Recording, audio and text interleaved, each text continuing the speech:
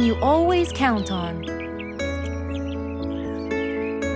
They're always there when you're feeling down, ready to draw a smile and remove that frown. They make a bad day so much better, especially if you share toys and play games together.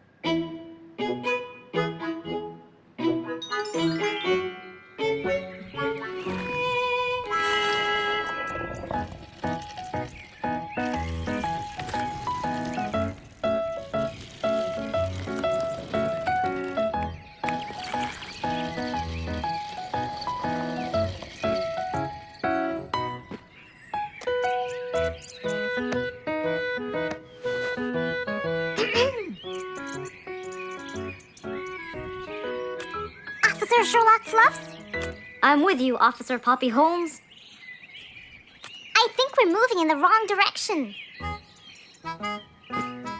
You might be right, Officer Poppy Holmes. I can see footsteps in the opposite direction.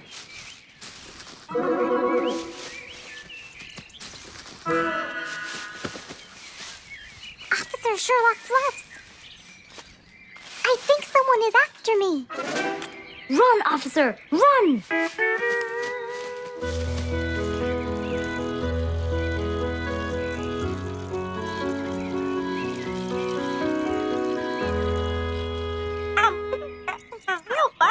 What do you mean? Poppy! Poppy! You there? Poppy! I can't believe we lost the connection. Poppy! Poppy, where are you? Filled with worry, Fluff searched and searched for Poppy, but he couldn't find her anywhere.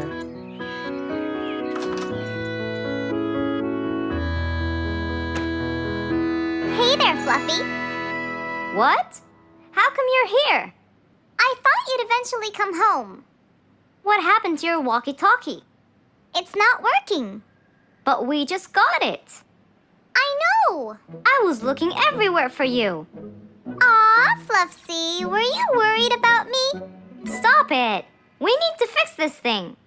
Do you have any idea how? Hello? You're the smart one. But I'm not much into technology. You know that. At least take a look at it. I did, before you came. I got nothing, really. Should we go over to Mr. Fox? I think we should. Let me change first.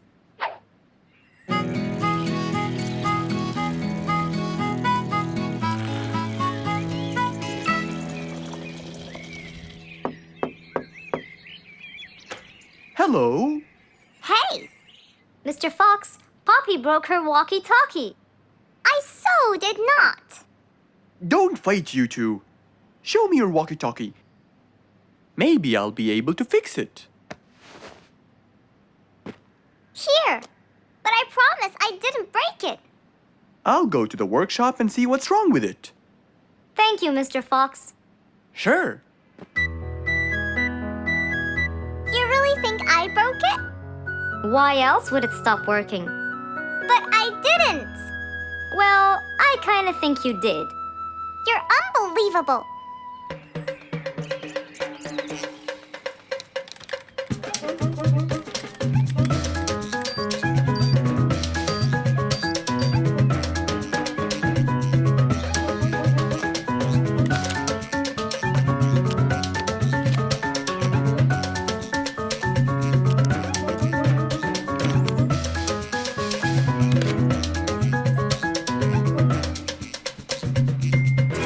It's working just fine.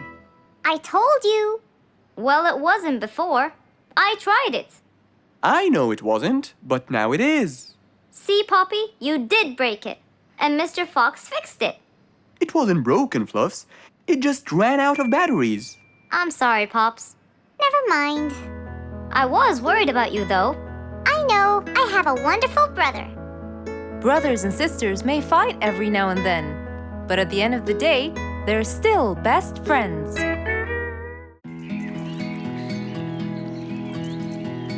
What a beautiful morning. Mr. Falcon should have been here by now. He was supposed to get me some sugar candies from the other side of the river. I can't cross that river on my own. I can't swim. I'd better go to Mr. Fox. He'll tell me what to do. And since Mr. Fox helped many more, she went to him and knocked on his door.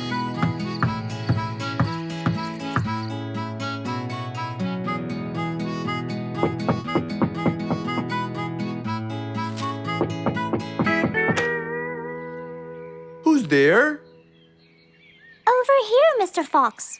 Oh, little Auntie Lou. Welcome. Please come in. Thank you, Mr. Fox.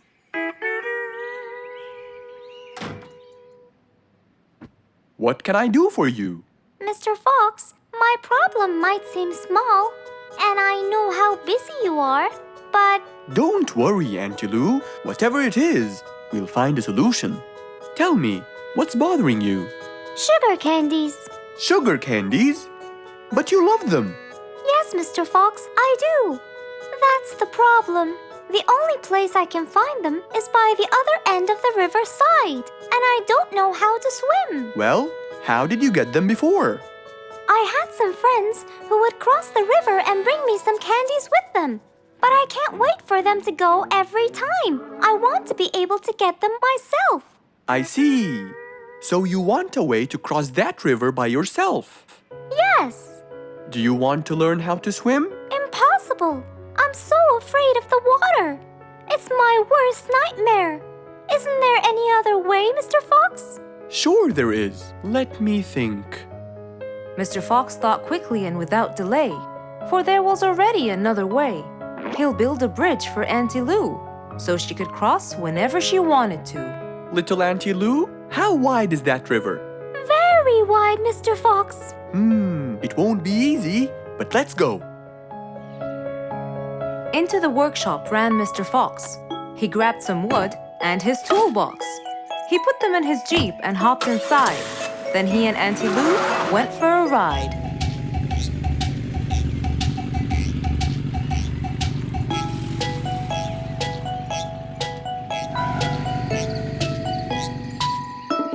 Little Auntie Lou, that's not a very wide river. But it is to me, Mr. Fox. You're only saying that because you're too big. Maybe you're right. Little Auntie Lou, let's get started.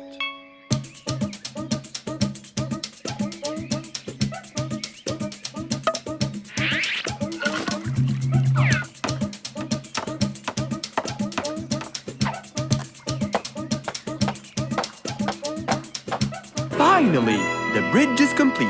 Mr. Fox, that's exactly what I wanted. Thank you so much. I'd better be on my way to collect the sugar candies. I've always dreamed of this.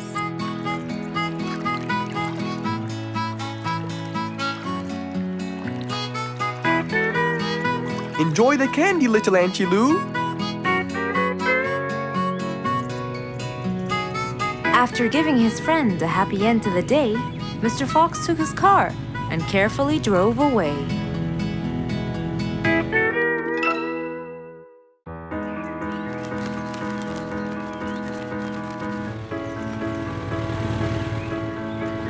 One beautiful spring morning, though tired and sleepy, Mrs. Sharpie the post owl was on her way to Alfie's house to deliver a parcel.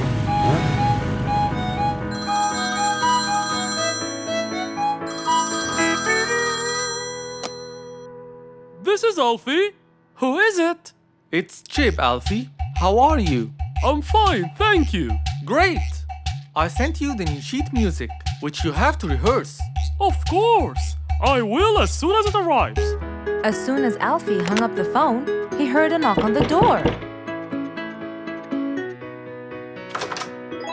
Good morning, Mr. Alfie. I have a parcel for you from Mr. Chip. Oh, thanks, Sharpie. I better start. Alfie took the parcel and got out the sheets. And then he went off to practice. Alfie the sea elephant was relaxing on the seashore, for it was his favorite place to be. He loved playing his violin, but suddenly the strings became so thin. And as he gave it a hard play, the strings snapped, and Alfie's face turned pale gray. Huh? Oh no! Not my violin! It's my one and only hobby! What shall I do? Oh, I know! I must go to Mr. Fox! Alfie walked towards Mr. Fox's place, hoping that he could help and solve his case.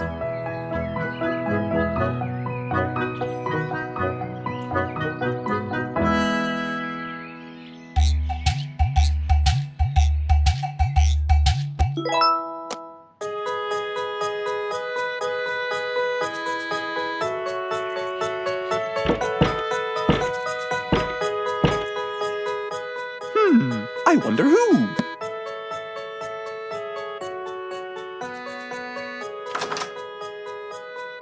Alfie, our star musician. Welcome. Come on in. Thank you, Mr. Fox! Have a seat. Would you like some lemonade? Yes, please, Mr. Fox.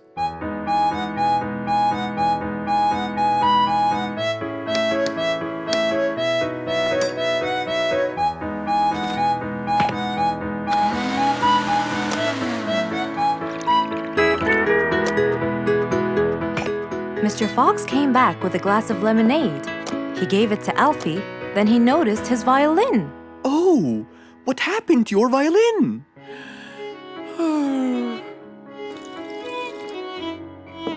I was playing by the seaside and suddenly the string snapped. What do you think I should do? Well, we can simply buy some new strings and change them. I already bought them, but I don't know how to change them. It's my first time. No problem. It's easy. Now let me teach you how to replace them. First, we remove the old string by twisting this till it's loose. Then, we pull the broken string out of its hole. After that, we twist the tuning peg on the other end and pull the other end of the string from its hole as well. See? Now the whole string is out. We insert the thin end of the new string into the hole of the tuning peg. Then, bend the string around the hole like that and fix its other end into the other hole.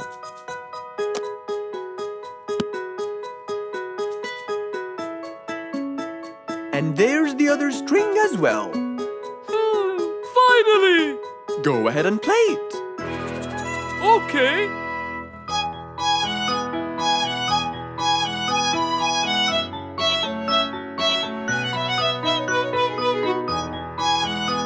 With his violin finally fixed, Alfie walked out the door. He went back to play on his favorite seashore.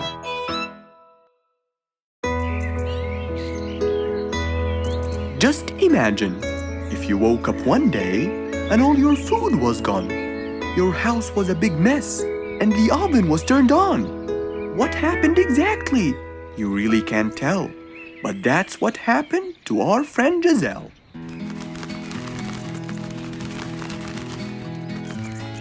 It was a lovely morning, just like all others. But when Giselle arrived, she was burdened with troubles.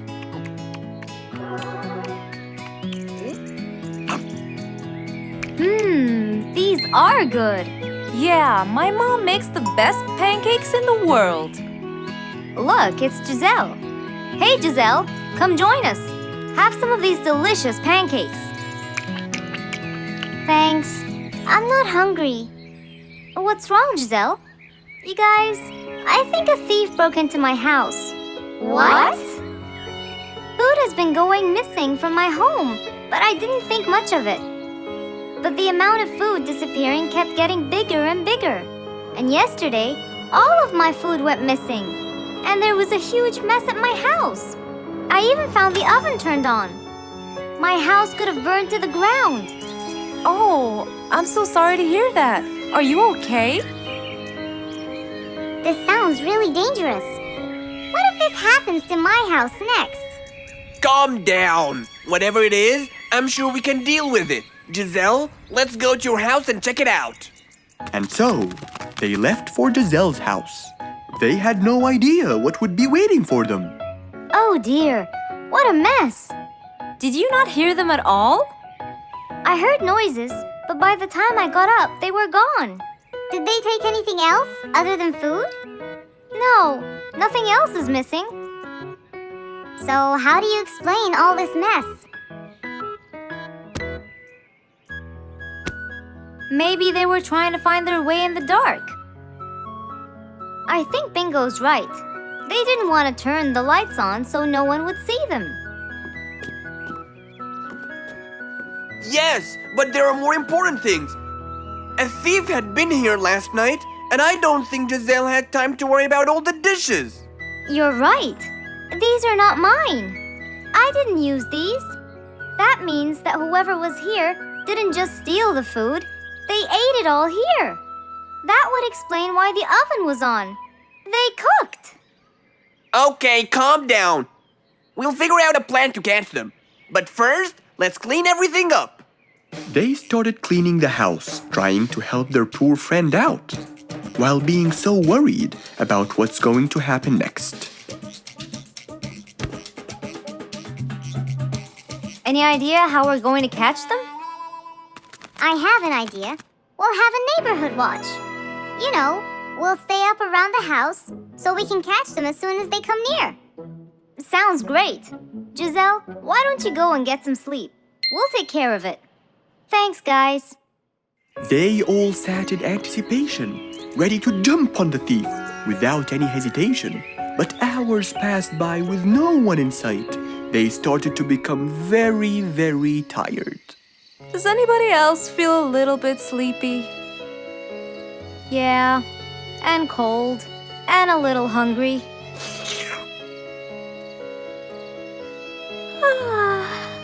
Parrot, do you see anyone from up there? No, no one's around. Guys, you can go home. I'll stay here for the rest of the night. I'm not tired.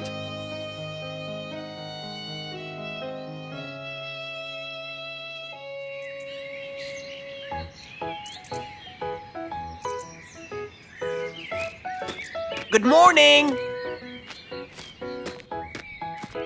What happened after we left? Did you see them? I heard a noise from the bushes near the house, but no one was there. They must have seen me, got scared, and ran away. Wow, you must have looked so tough. How did you get them so scared? I'll teach you guys. First, you have to stand chin up, hands on your waist, and look so focused. Then, you walk back and forth in front of the house, so they wouldn't have a chance. Don't get distracted by anything, and most importantly, carry a weapon. A weapon? Yes, these are mine. A salt shaker and a ladle? It's a pepper shaker. You sprinkle it in their eyes and then hit them with a ladle. Ooh, scary. Okay, I think I got it. I'm going to be on neighborhood watch duty tonight. I'll go get ready. See you all later. And so, with a big responsibility to bear, Bingo guarded the house, steady and aware.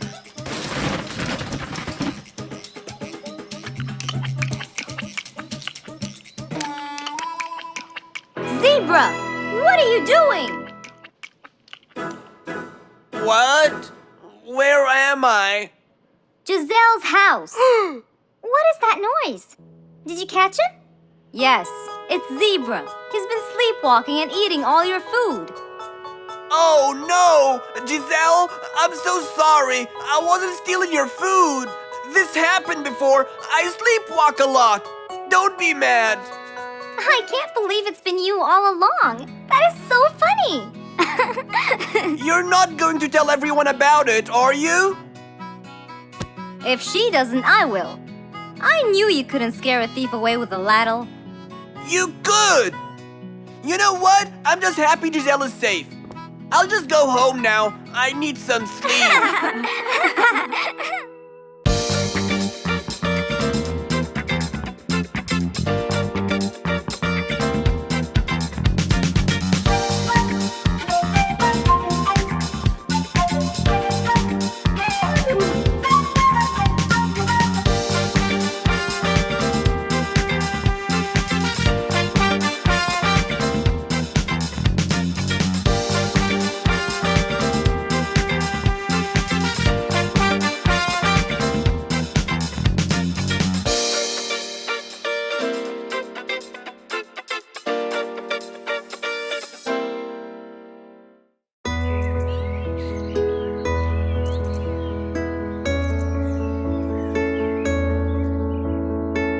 cold morning, while everyone was shivering in their houses, Mr. Fox woke up and went to watch his favorite team play.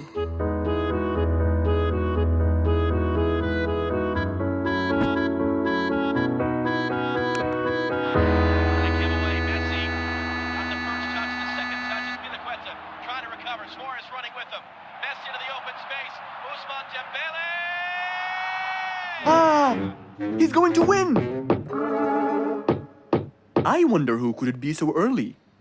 Wait a second! I'll be right there! Good morning, Woody! How are you? It's been a long time since we last met. Oh, Mr. Fox, it has been a while. Tell me, have you finished building Nate's ship? Yes, Mr. Fox, I used teak and bamboo. Nate liked it a lot. He took it out on a trip. He and his friends had so much fun. Great! Mr. Fox, I noticed how beautiful your flowers look. You take really good care of them. Of course! And you know what? I'll tell you everything I know about flowers. Really? Thank you, Mr. Fox. Come in and have a seat while we talk. Okay. Woody followed Mr. Fox inside. Feeling a little cold, he waited patiently while Mr. Fox prepared 2 nice bowls of hot soup for them both. Here you go. Thank you. It's delicious. Glad you liked it. Now tell me, what's bothering you, Woody? How did you know that something was bothering me? I know you all too well, my friend. Okay. You know, it's really nice and warm here. Yes, warm weather helps me think and relax. Well, Mr. Fox, I'm sure you know that I've been a carpenter for a long time now. Of course. And during the winter, my business blooms. And my customers increase because I sell them the wood they use for their fireplace. Very good. But where's the problem? The problem is, they're not all the same. So each customer needs the wood to be suitable in size for his fireplace. That's true. And as you know, I work alone.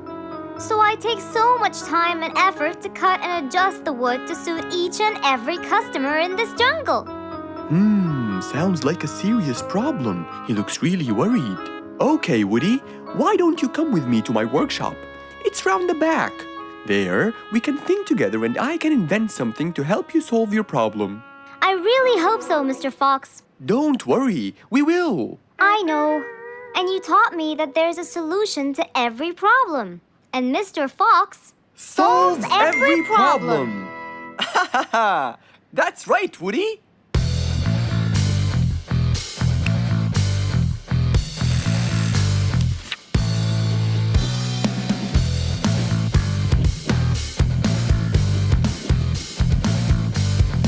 I will invent a gigantic wood-cutting machine that has the ability to choose and control the size and shape of your wood depending on what you need.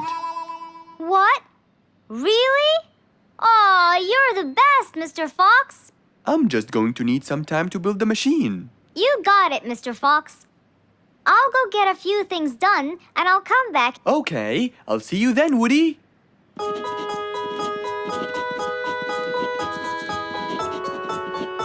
Mr. Fox started designing his cutting-edge invention. He knew that is exactly what Woody needed to help him with his carpenting business. And because he was making this device for Woody, he thought he'd add a bit of color to make it all even more special. Finally, this is it! Mr. Fox's size-adjusting wood-cutting machine.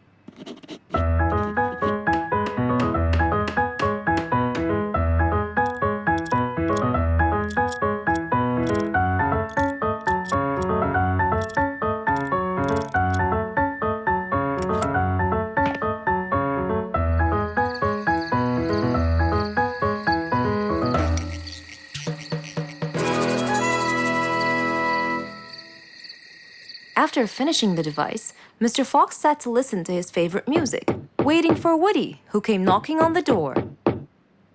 Hello, Woody. You're right on time. Have you finished building the new machine for me, Mr. Fox?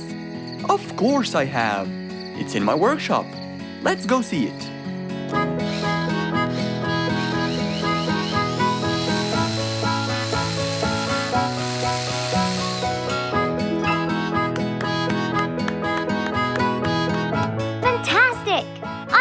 how to thank you, Mr. Fox. I'm really grateful for what you've done. Don't thank me. I only did what I had to do. I'd better be off now to cut more and more wood. Have a wonderful evening, Mr. Fox, and thank you again. Good night, Woody. See you soon.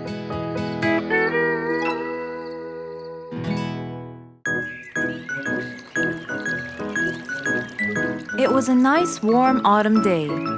Mr. Fox was doing his morning exercises, sit-ups, push-ups, and running on the jungle track.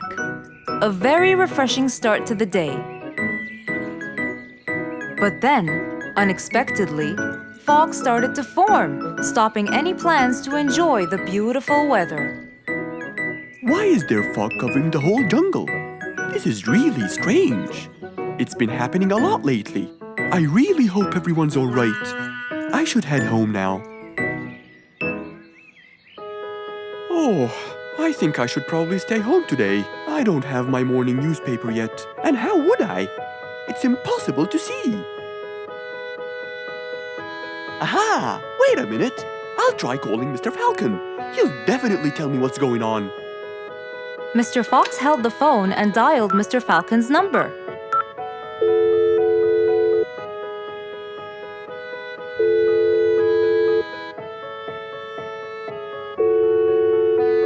Oddly enough, there was no answer. I guess he's not home. Maybe I can reach him on his walkie-talkie. As Mr. Fox went to look for his walkie-talkie, he heard a loud knock on the door. Huh? I thought everyone stayed home in this weather. Who could it be? Puzzled, Mr. Fox went to open the door. He was taken by surprise. It was Jack the horse. He stood there holding a briefcase and looking smart. Jack was a very busy business horse. He was always rushing to keep a tight schedule. But today, something seemed off. He looked like something was bothering him. Oh, Jack, what a nice surprise! It's been a long time since we met. How have you been? Come in. Thank you, Mr. Fox. But I don't want to waste any more time. I'm on a very tight schedule. Of course. Can I bring you... I don't have time. I just needed to talk to you urgently, Mr. Fox. Have a seat, please. And as you know, time is money. Wait. Hold on. First, tell me how you managed to get here in this bad weather. There's no time. I'm so busy, and I need your help with something important. All right, tell me what's the matter. Well, it all started last week.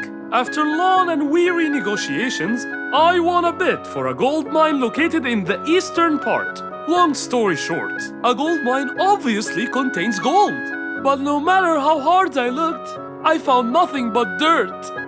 I was really frustrated. I was disappointed. And I knew that buying the mine was a mistake. What do you think, Mr. Fox? That's really strange. That mine is widely famous for its gold. I have an idea. We go there now and see what we can do. But wait here for a second. I need to bring something that will help us. Are you sure you don't want to drink anything? Yes, thank you, Mr. Fox. But please, hurry up. You know that time is money, and I can't waste any more time. I get it. Just give me 2 minutes. Too much, Mr. Fox. So, Mr. Fox went to his room to change his clothes, trying to be quick. Then, he went to his workshop. He looked everywhere for his metal detector. When he found it, he took it and went back to his house, where Jack was standing there looking at his watch, with that usual impatient look on his face. Mr. Fox, why are you late? I have a really important meeting tonight at 8, you know. We're making a deal, and I don't want to waste any more time. You know that time is money. Time is money. I know that, Jack. But now we're wasting more time, aren't we? Right. Let's take my car, Mr. Fox. Okay. The fog had gradually started to clear away, and the vision became clearer and clearer. But as Mr. Fox was about to get in the car, something happened. What's that? What's going on? What happened? That's what we'll find out in the next episode. It was a bright sunny day. Mr. Fox had had his breakfast and was now out doing his morning exercises. It was then when he saw Woody, who was passing by. Ah, Woody, how are you? Haven't seen you in a while. I really missed you. I'm fine, Mr. Fox. I really missed you. I hope you're doing great. Why does he look so sad? I hope nothing bad has happened. You look a bit down, Woody. Is everything all right? Are you okay? Oh, Mr. Fox, I really need your help with an urgent matter. Don't you worry, my friend. Big or small, every problem has a solution. I assure you, everything will be all right. Oh, I know, Mr. Fox. I can always count on you. Let's go inside. I'll get you something to drink, and then we can sit down and you can tell me all about your problem. Let's go. Woody followed Mr. Fox to his house. There, Mr. Fox prepared something special for Woody to help make him feel better.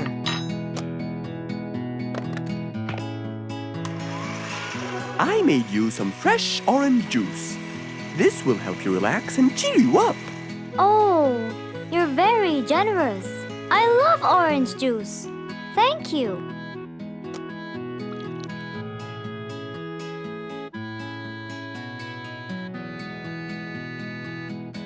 Mr. Fox, I'm really sorry to bother you over and over again, but I had no choice. Oh, no worries, my friend. You know, Mr. Fox, I'm the jungle carpenter. My business has been growing recently, and now I have many customers. Yes, you're a hard worker. You deserve it. I used to build boats for fishermen. I got famous for my skills, especially after I built Nate the fisherman the boat of his dreams. He went and told everyone in the jungle about it. They overwhelmed me with requests. That's fantastic. I'm really glad to hear that. But Nate came to me yesterday and asked if I could build him a ship. One big enough for him and all his friends, as he is planning to go on a fishing trip. It's for a special trip, he said. Yes, I've heard about that. Well, the problem is, I've never built a ship before, and I have no clue what kind of wood I'm supposed to use. I don't know what to do. How will I build him the ship he needs without the proper wood? Will you help me, Mr. Fox? Whoa, that's a serious problem. I'm gonna have to look through my books. Well, you're never too old to learn something new. I could use some time. I'll call you as soon as I find a solution. I will be waiting for your call. I know you'll be able to help me, Mr. Fox. After Woody left, Mr. Fox started his researches on shipbuilding.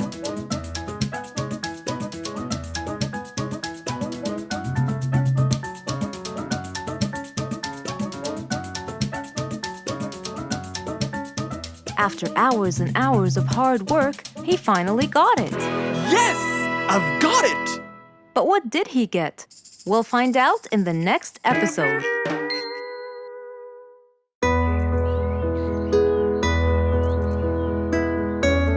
One bright sunny morning, as Mr. Fox was having his morning coffee and reading his newspaper in the balcony, his phone rang.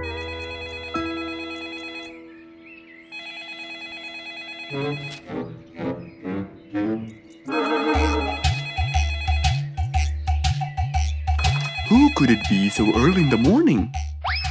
Hello? Hello, Mr. Fox. It's Rorik. Oh, hello, Rorik. How are you today?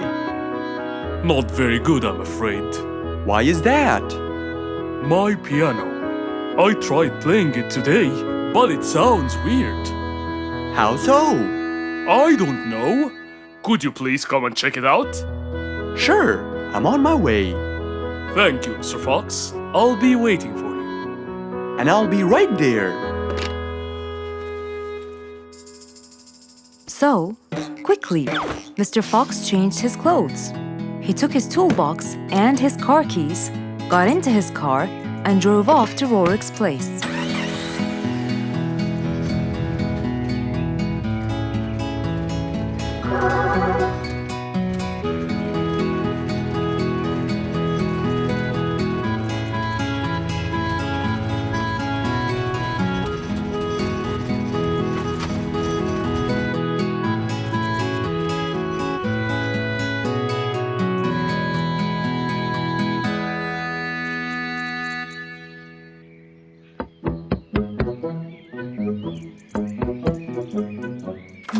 Hello, Mr. Fox. One moment, please. Your Majesty, Mr. Fox has just arrived. Of course. Let him in. Come in, Mr. Fox. His Majesty is waiting for you. Good morning, Rorik. I came right away. Oh, you're here, Mr. Fox. Please help me with my piano. It's the only thing that comforts me. Don't worry, Rorik. I'll see what I can do. Mr. Fox started to check the piano. He tried playing a few notes. What is it, Mr. Fox? Is it broken? Mr. Fox, please answer me. It sounds horrible. It's not broken, Rorik. It just needs tuning. Do I have to buy a new one? No, Rorik. It's very simple. I can tune it for you. Really? Thank you, Mr. Fox. I almost had a heart attack. However, Oh no, not that word. I'm sorry, but it might take a while. Oh, it's okay. I can wait. Okay then, I'll get started. Please, Mr. Fox, do your best. It's my everything. Don't worry, it'll be good as new. Mr. Fox opened his toolbox, grabbed a few things, and started to work.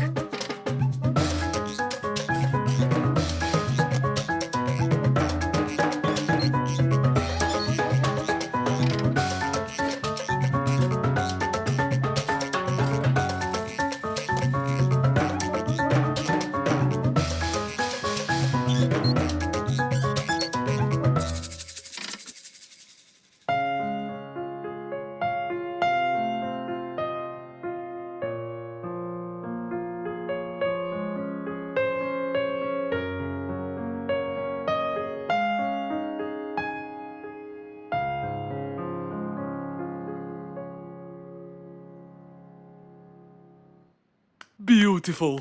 It sounds beautiful. Told you everything will be alright. I can't believe it.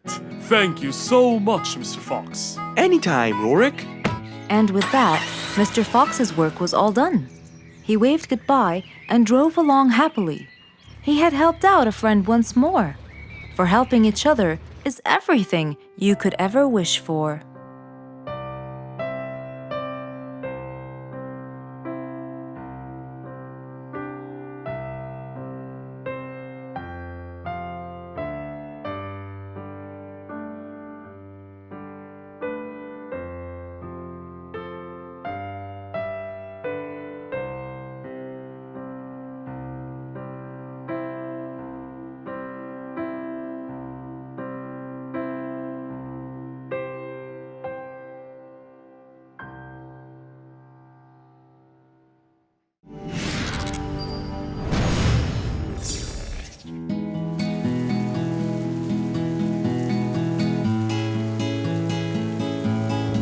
One stormy winter night, when most of the animals stayed warm in their beds and turned off the lights.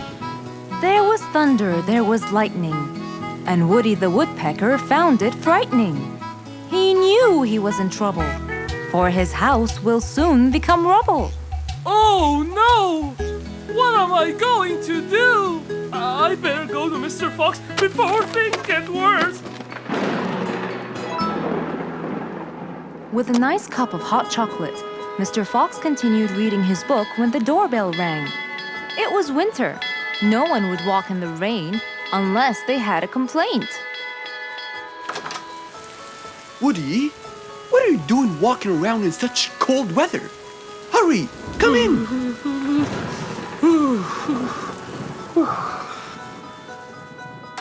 Mr. Fox, I know it's cold, and I'm sure my problems will make you feel bored, but I need your help. Of course. Don't worry. Have a seat, Woody, and I'll get you a hot drink. It must have been terrible to go out in that storm. Okay, thank you, Mr. Fox. So, what exactly is your problem? My roof, it gets ruined by the rain. Oh, I keep fixing it every now and then, but now, every winter is a nightmare. Here you go, Woody. Thank you, Mr. Fox. So tell me, what happened to your roof? The rain makes it damp. Sometimes I fear it gets too damp. It might fall. Oh, you're right. That's a serious problem. Well, will you help me? Mr. Fox knew he couldn't stop the rain, but he couldn't let Woody's efforts be in vain. There had to be another way. I have an idea. We need to guide the water off your roof. But how can we do that? Well, we need to visit the jungle shop. But first, we'll wait for the storm to pass.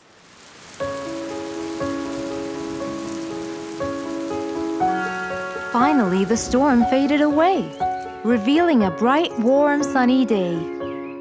I think the weather is better now. Let's go, Mr. Fox. Mr. Fox and Woody hopped into the car, and off they drove to the jungle shop. So, what will we buy from here, Mr. Fox? A sloped roof. A roof? But how will we transport it? Oh, don't worry. There's a new type of roof. They sell them like, pieces of a puzzle. Oh, that's smart! Yep. Mr. Fox and Woody chose a nice big red roof. Then, off they went to Woody's house. Mr. Fox got a ladder and climbed up. He started to fix the roof from the top. Now, all we need is to put the pieces together.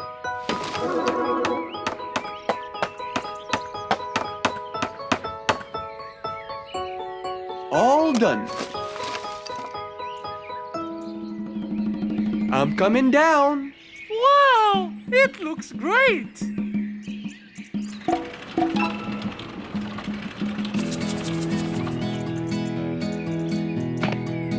That way, all the water will slide down and the rain won't bother you again. So, does that mean no more rainwater will enter my house, Mr. Fox? Of course not. I guarantee it. Oh, I'm so happy! Thank you so much, Mr. Fox. Oh, it was nothing. We all like living in a dry, warm place in the winter.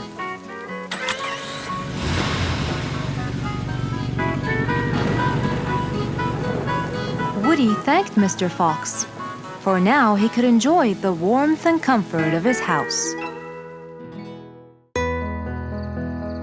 One nice spring night, Mr. Fox was sitting in his balcony, relaxing and drinking his favorite juice, when suddenly the phone rang.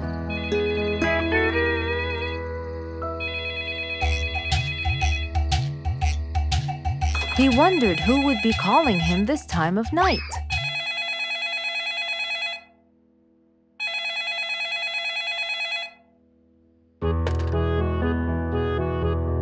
Hello?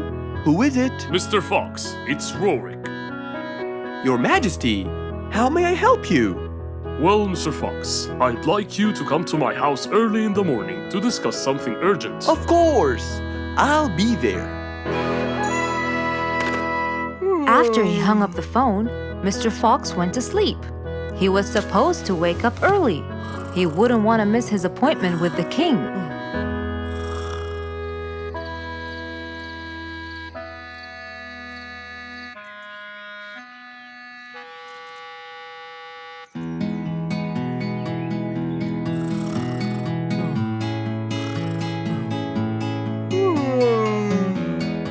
Early next morning, Mr. Fox woke up and went to wash his face. After that, he got dressed and was all ready for his appointment with the king.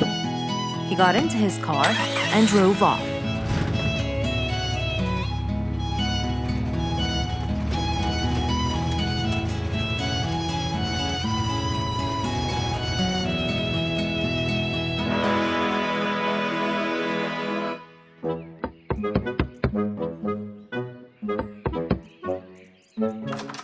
Hello, Mr. Fox. One moment, please.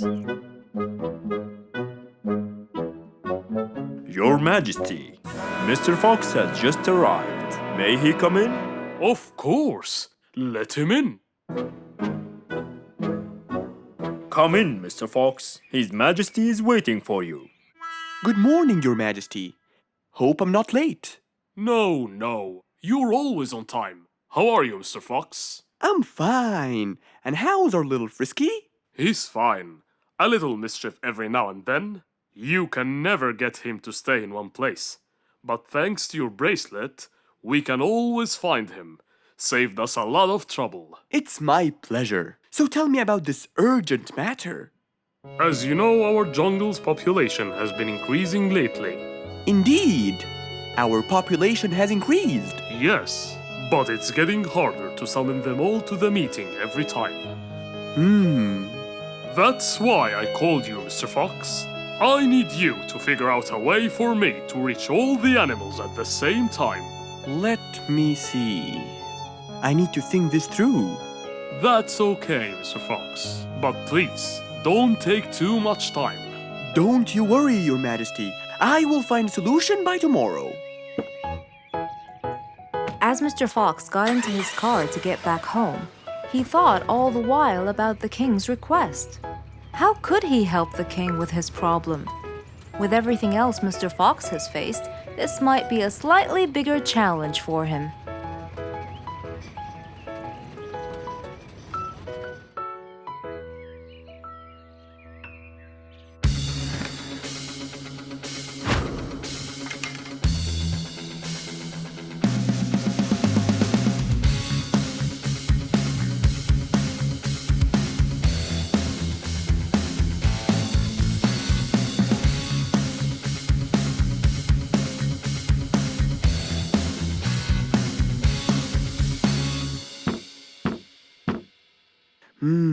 This is more challenging than I thought.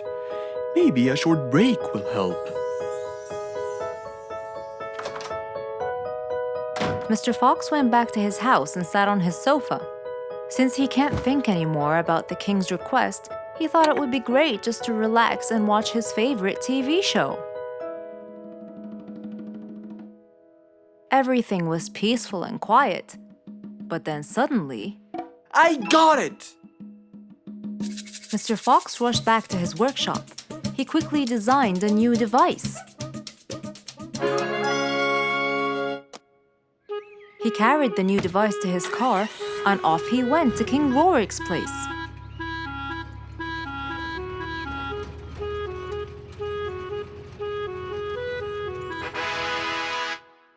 Mr. Fox, I thought you were coming tomorrow. Did you solve my problem? Yes, Your Majesty. This is a solution to your problem. That's great! But what's that, Mr. Fox? This is a megaphone. I made it specially for you. Every time you need to meet the animals, all you have to do is roar into it. Mr. Fox, you're a genius! But be careful. It's powerful. So make sure that no one is around you when you use it. Of course! I can't thank you enough, Mr. Fox. You're a great asset to all of us. It's my pleasure, Your Majesty.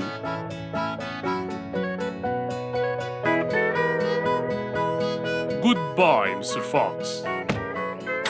Mr. Fox got into his car and waved goodbye to the king. He was feeling happy and pleased. The problem was now solved, and he was able to help out a friend once more.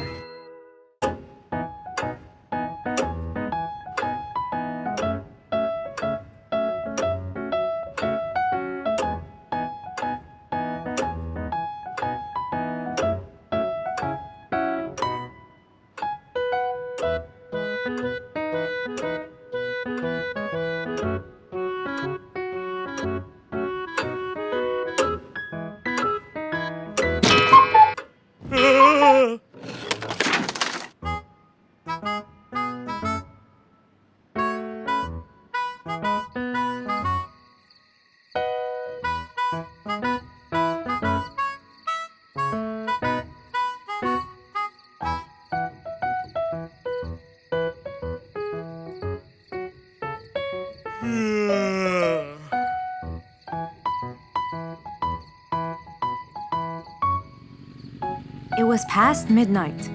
Mr. Sleeperson Koala was on his way home from work. The streets were empty and quiet. He was falling asleep. He tried really hard to keep his eyes open, when suddenly the car stopped for no reason. And Mr. Sleeperson didn't wake up, as if it was the hibernation season.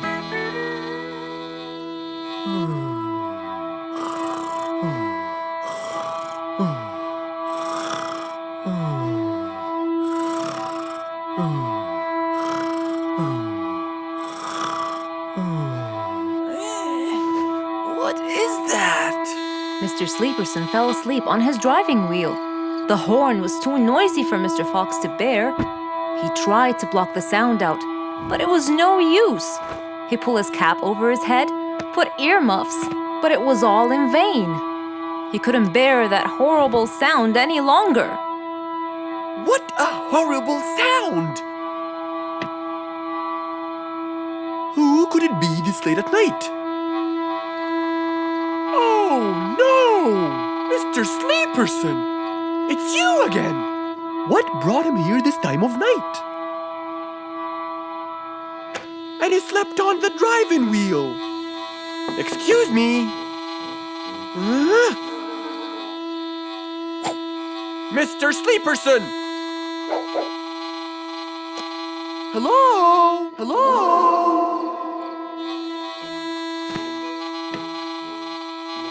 Oh, that's enough. What? Where? What time is it? It's 2 in the morning. And you fell asleep on your driving wheel in front of my house. Oh, Mr. Fox. Hello. Oh my, it's 2 a.m. Oh, you noticed? So how can I help you, Mr. Fox? Help me? Help me? You're the one in front of my house. What am I doing here? I don't know. You tell me. I was fast asleep when I woke up to that horrible sound of your noisy horn. Oops. Sorry. I must have fallen asleep while I was driving again. My bad. Never mind that. Could you please drive all the way to your own house without falling asleep or bumping your head against the horn? Oh, sure, Mr. Fox. Have a good night. Good night. But as Mr. Sleeperson tried to start the car, it wouldn't start. Huh? Oh, man! Oh, Mr. Fox, wait! Help! Now what? The car won't start. Is that so? Can you check it for me, please? Of course! Mr. Fox walked back to the car and started to check it out.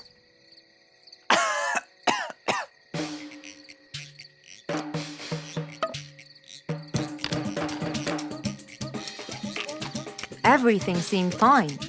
However, when he lowered the hood cover, he found Mr. Sleeperson sleeping in the back seat. He couldn't control his anger.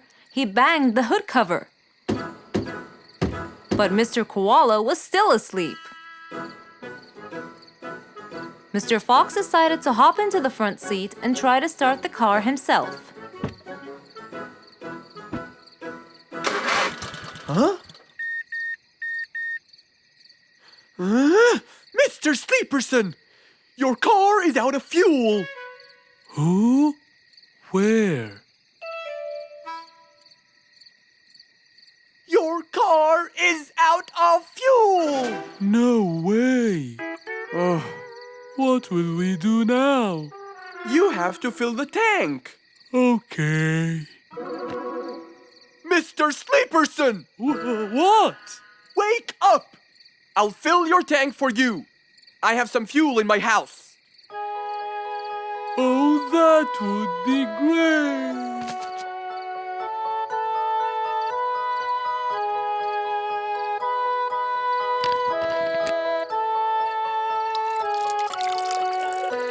Mr. Sleeperson, it's all done. You can go home now. Oh, thank you. Thank you so much. You're welcome.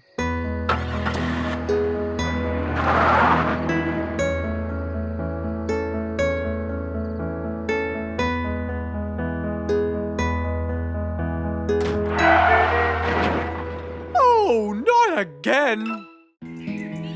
One day, the whole jungle decided to celebrate their new king, Rorik the lion. He was young, active, and picky, and known for his loving spirit. After his coronation, King Rorik moved to his new mansion and started to check it out.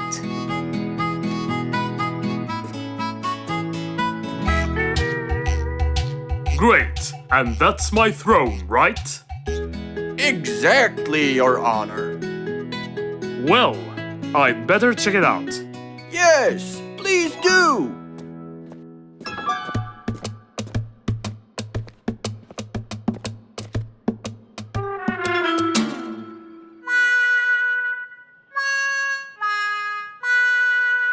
Ah, timber! That's too uncomfortable. But Your Honor, it was made especially for you. Not good enough. With a sad look on his face, Timber went to call Mr. Fox and ask him for help. Meanwhile, Mr. Fox had just finished his morning exercises and was heading back home.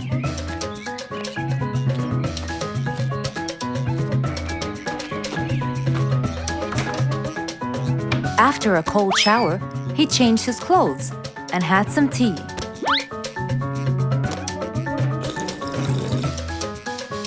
Then, he quickly read about the king's coronation in the newspaper.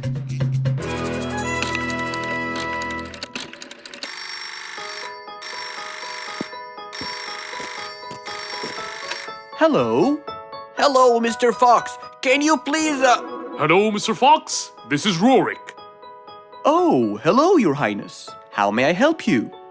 I need you to come immediately. There's a huge problem, and I'm pretty sure that you're the only one who can help. I'll be right there. So, Mr. Fox quickly took his keys, hopped into his car, and drove towards the king's manor.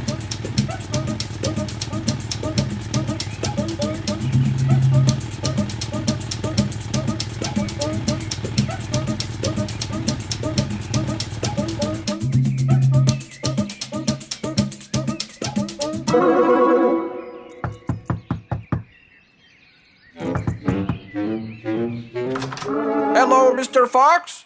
One moment, please. Your Majesty, Mr. Fox has just arrived outside requesting an audience. Of course. Let him in. Come in, Mr. Fox. His Majesty is waiting for you. Good morning, Your Highness. What seems to be the problem? Oh, Mr. Fox. Good, you came quickly. Always at your service.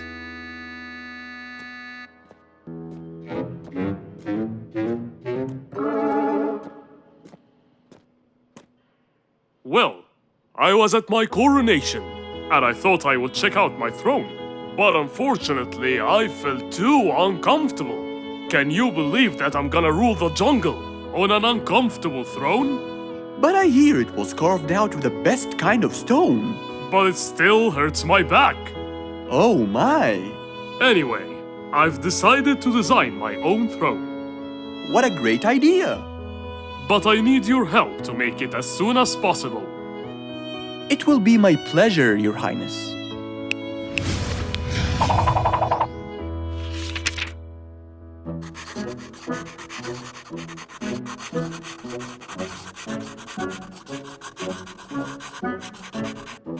Mr. Fox designed a new throne for the king, but the king didn't seem to like it. I know just the thing for you. Mr. Fox took his tape measure and got to work. He took measurements and made estimations.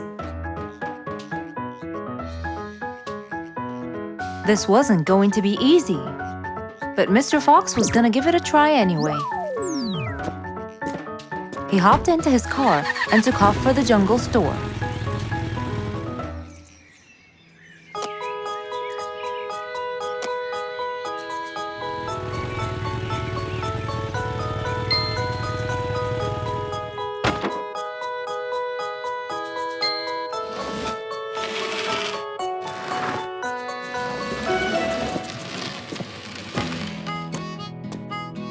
All done. Can you please try it now? Wow! That's exactly what I wanted. Glad you liked it, Your Highness.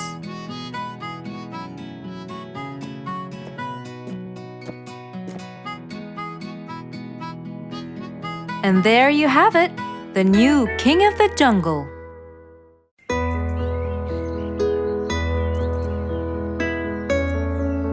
Roo is sad and looks really down. On his face, there was a frown. He had a cake, but he didn't care. And although it was his birthday, he said, Life's not fair. Thank you, Mom. "You're welcome, sweetie. Are you okay?" Yeah, I'm fine.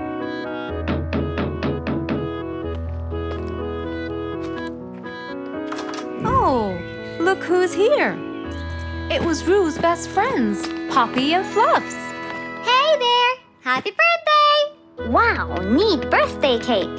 Yeah, just a normal birthday cake, traditional birthday hat, and the same old wishes over and over again. Roo, are you okay?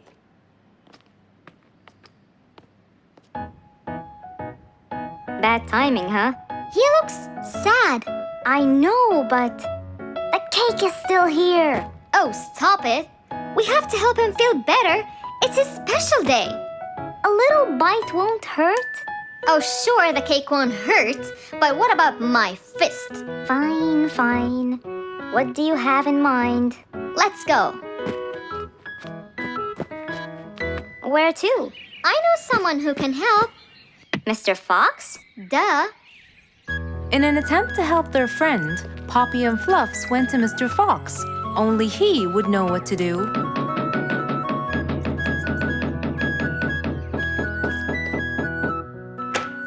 Hey, Carrots. Do you have any lemonade, Mr. Fox?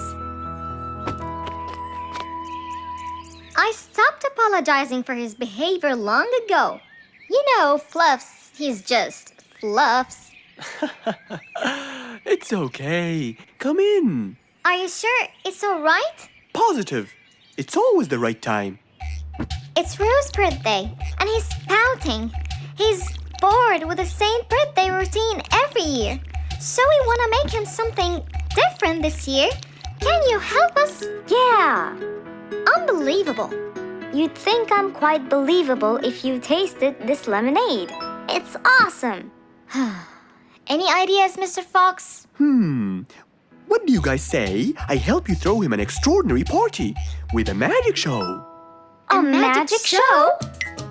But who's gonna perform the magic tricks? You guys will. I'll teach you. This is the best idea ever. I agree. We'll also bake him a cake. But he says cakes are boring. I can assure you, this one he will like. Sounds like the perfect plan. All right, first, let's bake the cake. It wasn't a very easy task, but all three of them worked hard to make this the best day ever.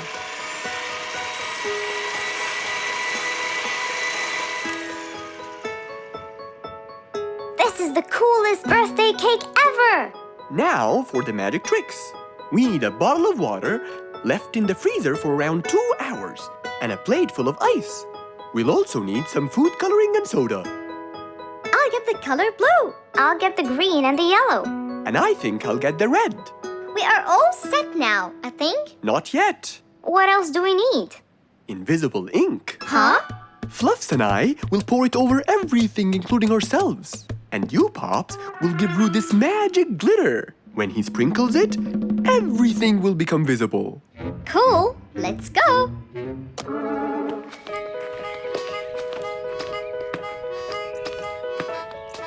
Let us pour the invisible ink now.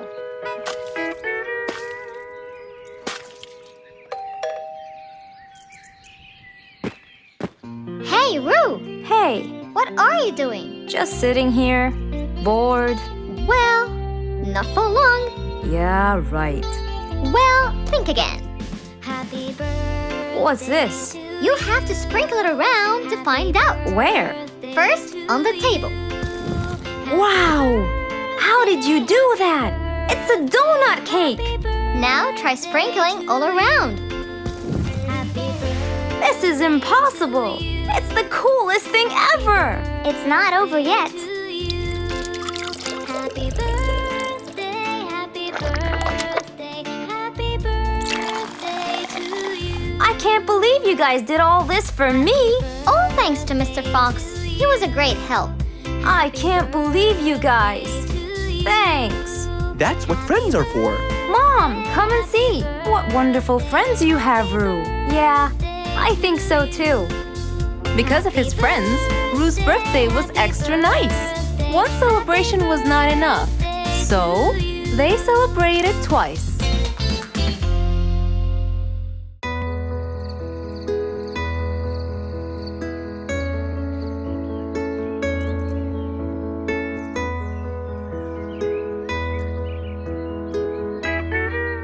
It was a bright, early morning. Mr. Fox woke up and went to wash his face.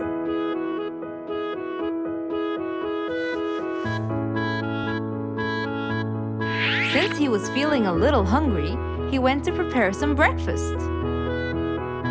He prepared fruits, some cheese, a fried egg, and some veggies. He looked around for some bread, but couldn't find any. No problem. He'll go to the bakery and buy some. I guess I need to buy some bread from Mrs. Flute's bakery. Then I can have my delicious meal.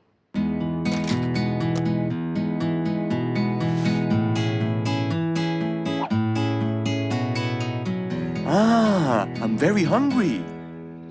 I'm sure glad the bakery is close by. I won't be needing my car.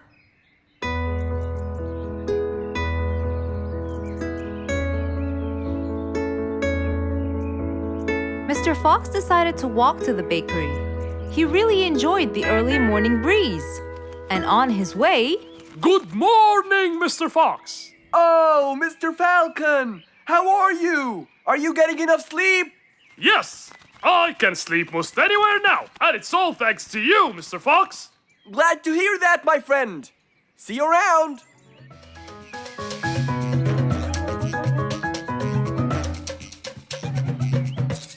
When Mr. Fox finally reached Mrs. Flute's bakery, he found a long line of customers. He got in line and patiently waited his turn.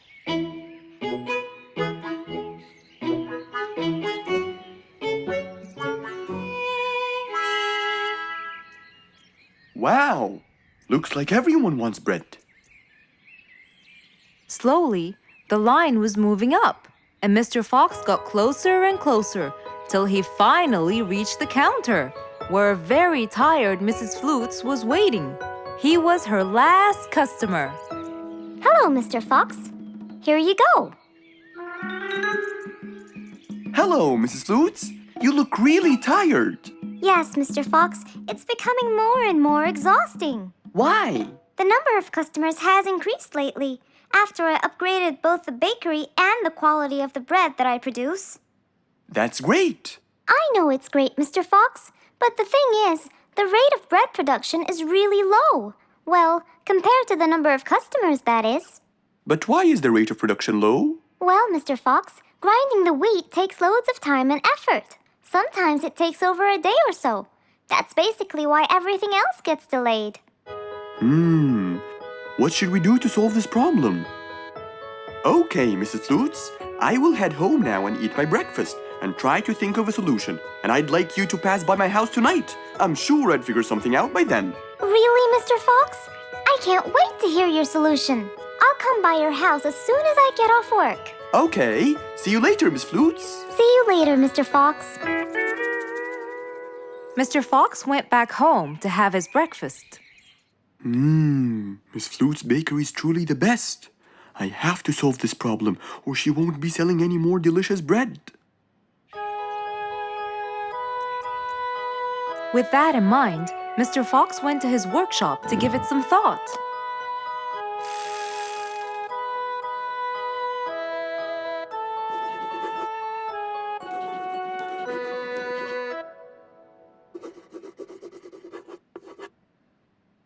Finally, he had a great idea.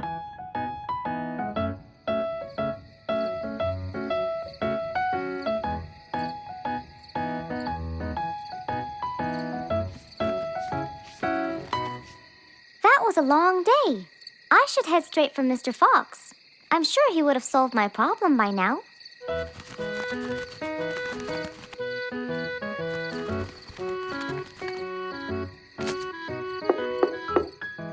That must be Miss Flutes.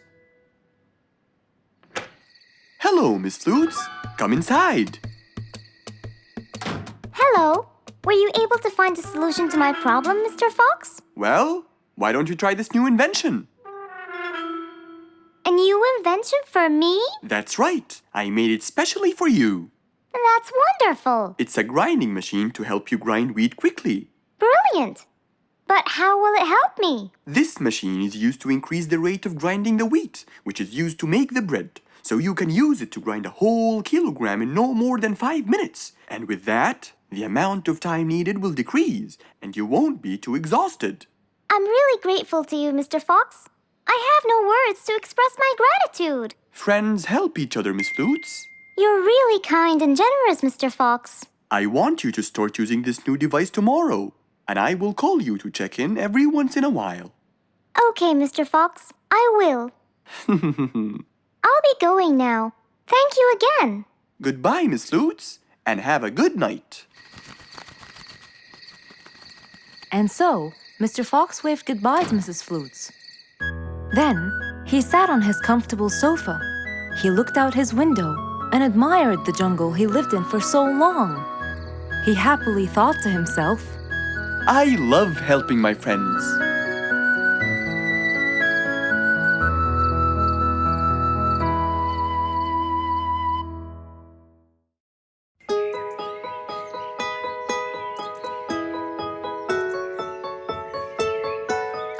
Beatrice was a little energetic bee.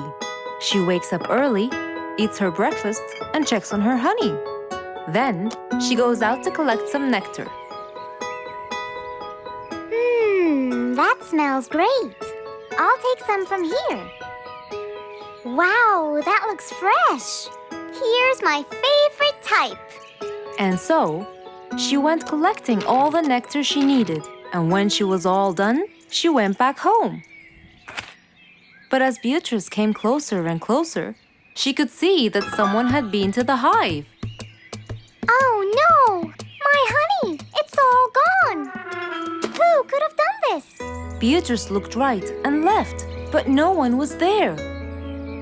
Sadly weeping with grief, she went to the place where she might find relief. Oh, Beatrice, how have you been? Mr. Fox! Beatrice, what happened? Someone stole my honey and destroyed my hive! Who would do such a horrible thing? I have no idea! I was out collecting nectar, and when I came back, I found... Calm down now, calm down. I don't know what I should do. Mr. Fox felt sorry for Beatrice. He kept thinking of a way to prevent this from happening again. Aha! I got it! You know who did this? No, but I can prevent this from happening again. Really? Really? Come with me. At once, Mr. Fox ran to his workshop. He grabbed some steel, some wooden plates, and his toolbox. He then hopped into his car with Beatrice by his side and drove away.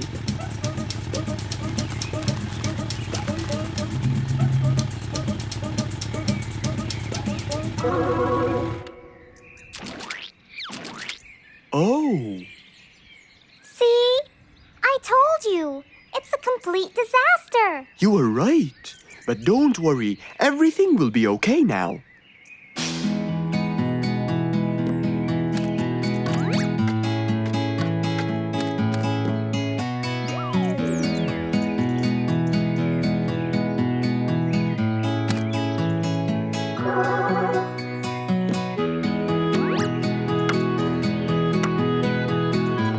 Mr. Fox started to work. He got the wooden plates and built a box out of them, which he put on the tree branch. Then, he surrounded the box with steel. He made sure the nails went in properly and made a door for little Beatrice. Now, all done. Wow, it's amazing. Thank you, Mr. Fox. There, take this too. And what's this? This is the key to your hive, so no one would enter without your permission. Really? Oh, I can't thank you enough. Don't worry about it, Beatrice.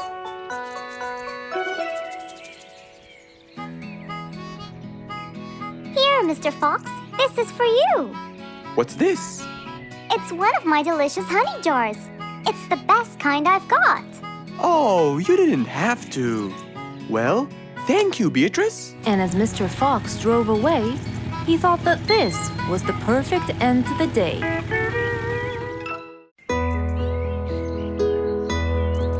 It was a bright, early spring morning. Still feeling a little sleepy, Mr. Fox opened his eyes and got out of bed.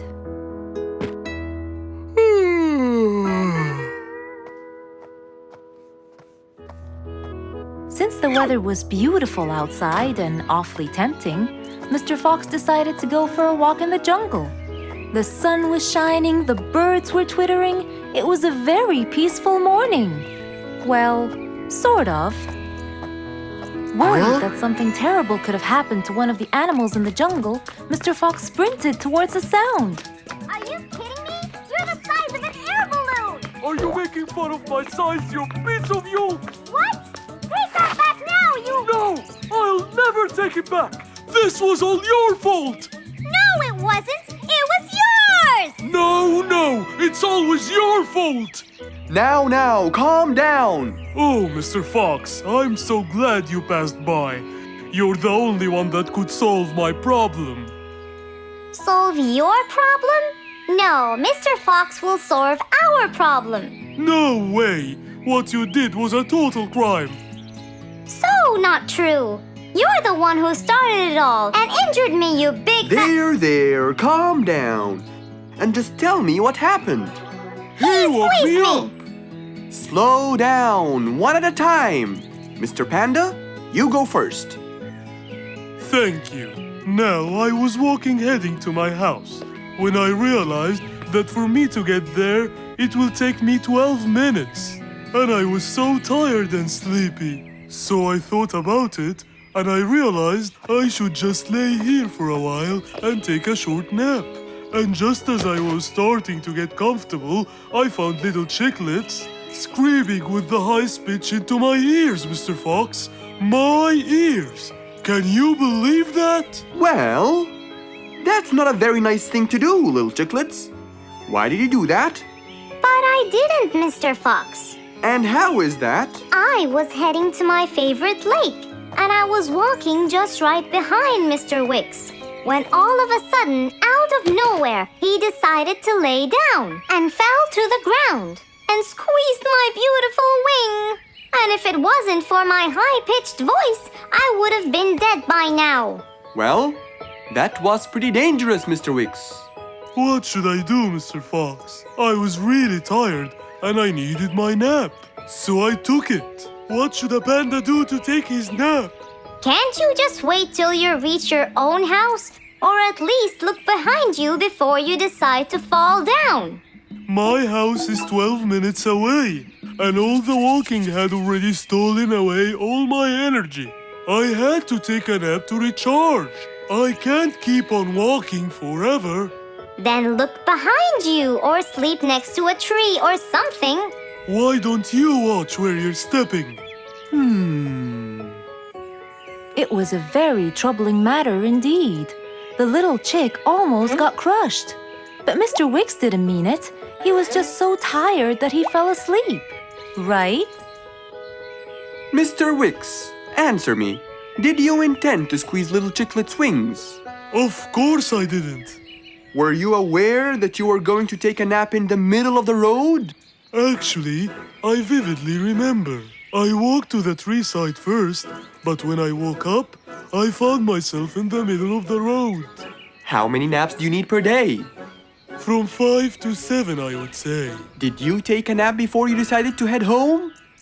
Of course. Do you usually nap in between? Not always, but today I went so far from my house. I tried to hurry to nap at home, but you know, I'm too slow. Say no more. I now know the answer. Really? Yes! Worry no more, little chicklets. From now on, Mr. Wicks will always nap at his own house. Just a second. Aha! There it is! Is that what they call caffeine? My, I didn't think it was that huge. No. It's something even better. Better than caffeine? And chocolates too.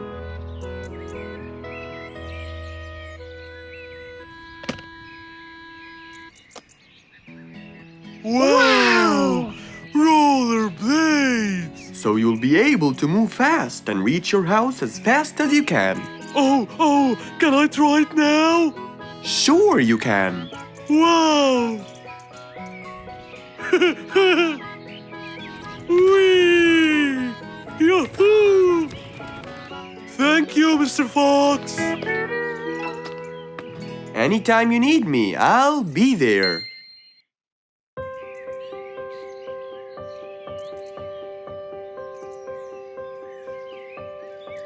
It was a beautiful spring morning. The sun was shining brightly. The sound of the birds woke Mr. Fox up.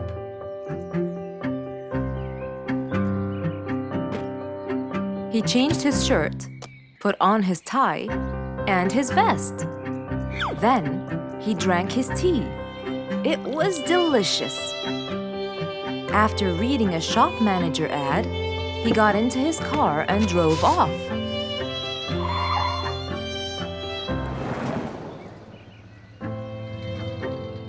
Meanwhile, little Bingo Monkey was riding his bike through the jungle.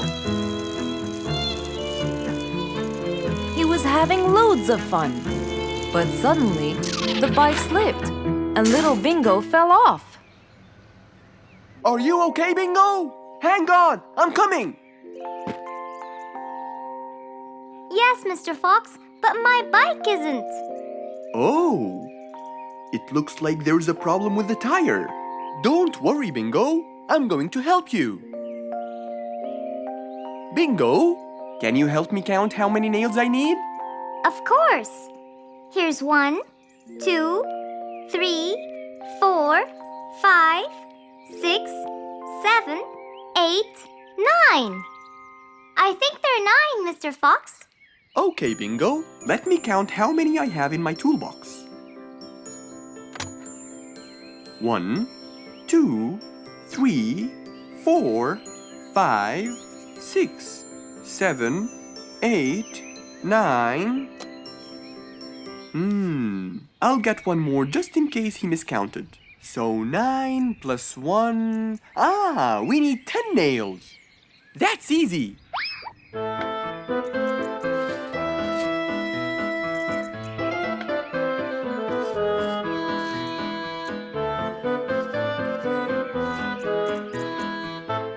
Okay, Bingo. It's all done. Thank you so much, Mr. Fox. You've helped me a lot. Come on, give it a go. So once again, little Bingo rode along happily.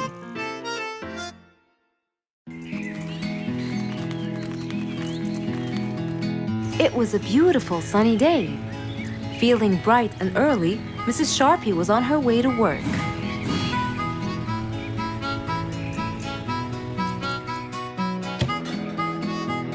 Good morning, Sharpie. Good morning, Emma. You're looking good today, Sharpie. Thank you.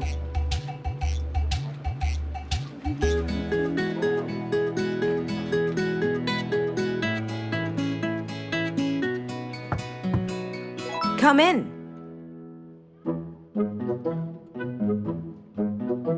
Good morning, Mrs. Susan. Oh, good morning, Sharpie. Today's gonna be a special day. I hope so, but why? Well, we have more packages that need to be delivered to their owners on time. And there's a special package for the king. I'm on it, Mrs. Susan.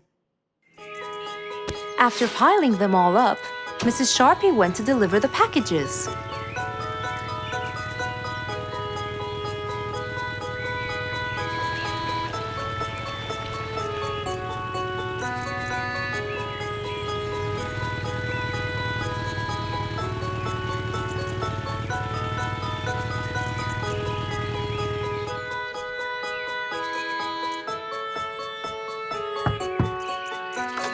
Here's your package. Thank you, Sharpie. Just in time. Looks like delivering the next one is gonna take some time. After safely delivering the package to Mr. Camel, Mrs. Sharpie took off to the opposite side of the jungle to deliver a package for Mrs. Deer.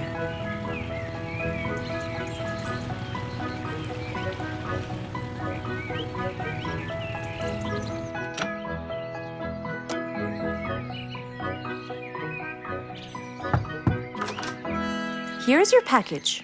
Thank you. But why were you late? I waited all morning.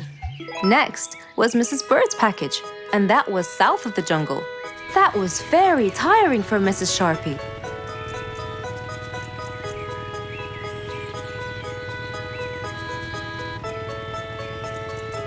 Mrs. Bird! Mrs. Bird! Here's your package. I thought you weren't coming. Thanks anyway. Next was Spike the Dragon.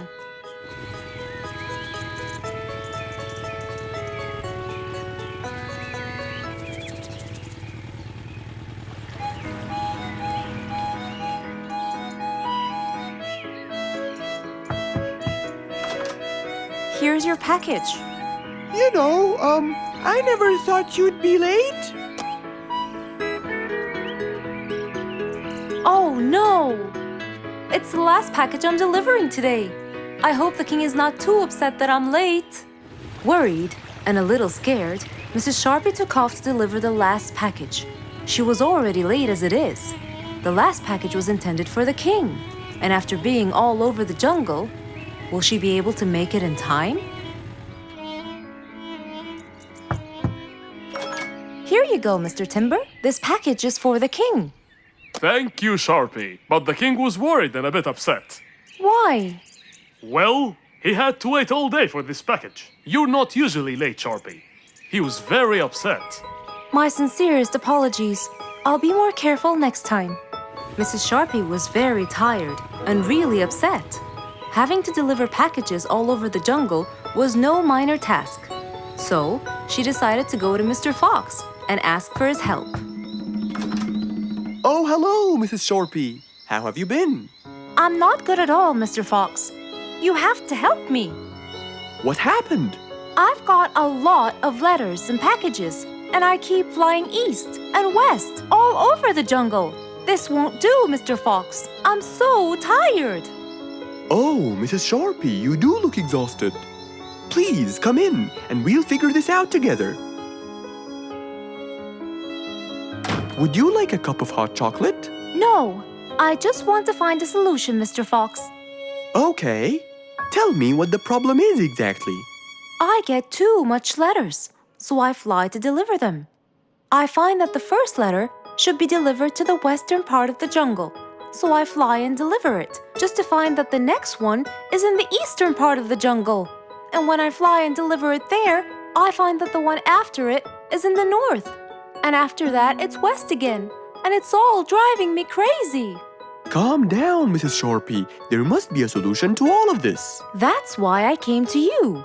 I kept thinking and thinking, but they come in packages, and I must deliver them all in one day. So how can I do that? Don't worry, Mrs. Sharpie. We'll sort this out. Sort? Sort! That's it! Why don't you sort them out from the very beginning, Mrs. Sharpie? What do you mean by sorting them out? I mean, first, you should read the addresses and sort all the letters that should be delivered north together, and those that should be delivered east together, and so on. And then I'd finish all the north letters together, and the east, and then the south, and then the west, right? Precisely. That's a great idea, Mr. Fox. Thank you so much. Wait, where are you going? I have letters to sort out. Thank you, Mr. Fox. Glad I was able to help you, Mrs. Sharpie. Goodbye.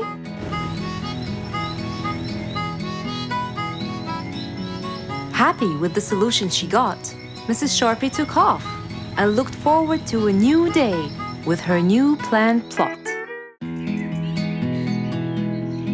It was a beautiful morning. The sun was shining brightly over the jungle, and seeing how nice the weather was, Mr. Fox decided to go for a walk.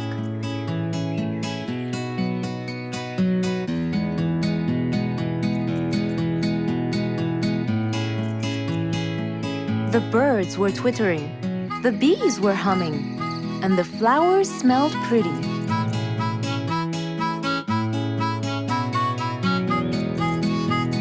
As Mr. Fox was passing by Bingo's house, he saw him doing something really strange.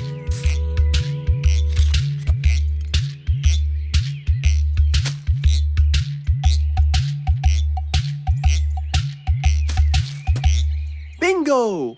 What are you doing? I'm storing my favorite fruits to eat during the winter. But you can't just bury them. They'll soon rot. But what can I do, Mr. Fox? They only grow in the summer, and I love to eat them so much. Mr. Fox thought about it for a while. What could he do to help Bingo?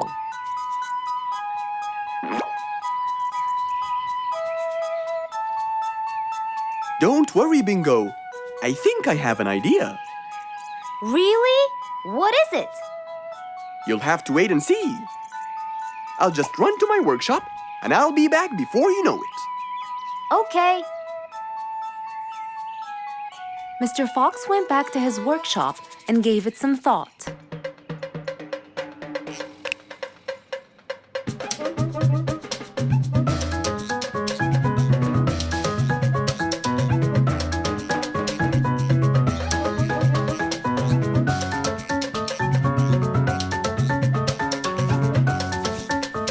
After calculating all the details, he started to gather the things that he needed.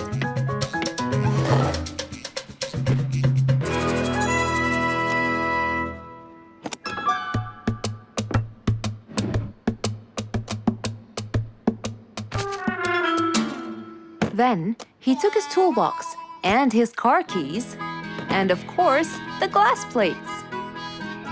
He put them all in his car and was on his way.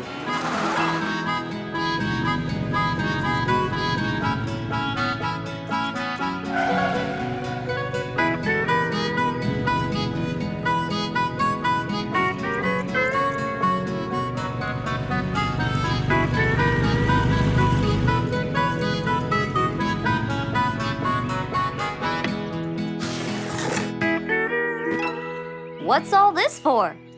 It's a surprise. I can't wait!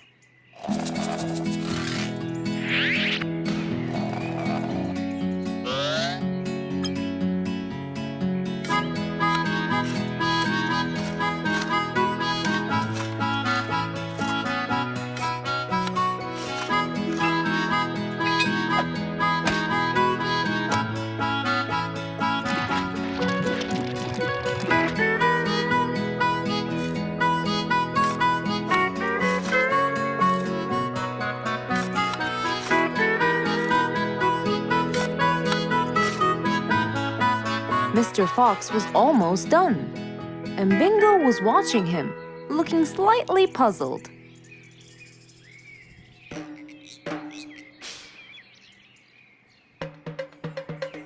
Here you go. You'll never miss pineapples again. So I can store them in here? No. You'll grow them in there. This is called a greenhouse. But it's not green, it's transparent. No.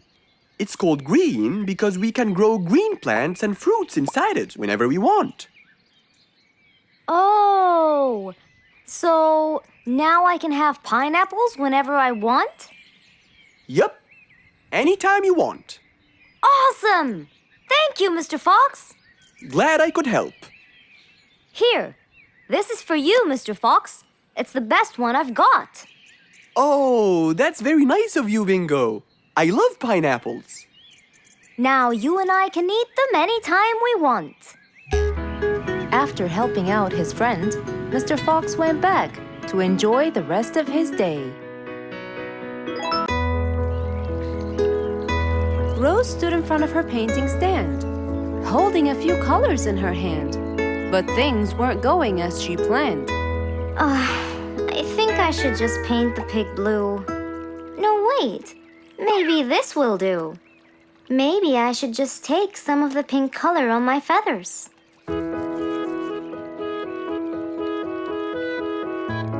this isn't working. Maybe I should call Mr. Fox. He might have some clue about what I should do.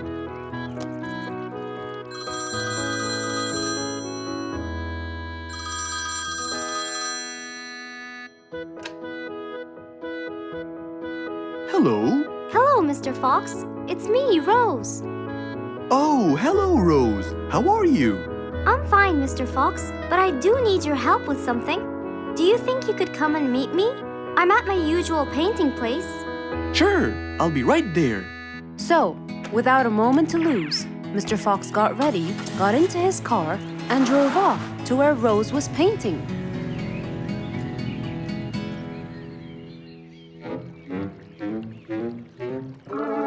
Oh, Mr. Fox. I'm sure glad you're here. I tried everything, but nothing seems to work. What are you trying to do, Rose? I was just trying to get some pink paint, Mr. Fox. I'm not sure that this is the right way to do it, Rose. Well, what should I do? Do you have an empty color palette? Of course. So, what colors do you need? I have red, blue, yellow, black, and white. But I still need pink, green, orange, purple, and brown. Let me see. If we take a bit of red and a bit of white, we can make pink. Oh, it's just like magic. How about the other colors? Do you want to try? Why, yes, I would. But which colors do I use? Use your imagination, Rose. I want to try red and blue. Okay. Wow! Now I can paint my violets purple. Do you want to try again? Sure. This time I'll try red and yellow. Nice! Now you have orange. It's beautiful, Mr. Fox. But I'm still missing green. Well, let's see. We still haven't mixed blue and yellow, have we? Right! This is a really cool shade of green. Now you can paint all you want. But, Mr. Fox, what about brown? Right. I almost forgot. Let's try orange and blue. Yes, that's it. I really can't thank you enough, Mr. Fox. Don't worry about it. I really like your painting. You do? Yes! It's quite colorful. Well, thanks to you. Now, whenever you're missing a color, all you have to do is try some together. All the colors that Rose once knew, when mixed together, turned to something new. Pink, purple, orange, and green. Something she had never seen.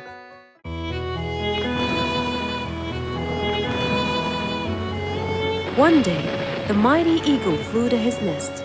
All he wanted to do was rest. He felt bitter, he felt cold.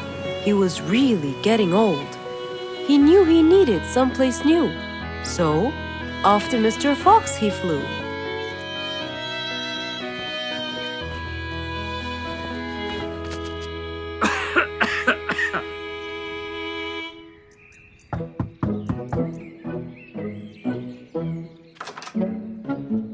Oh, hello, Mr. Eagle.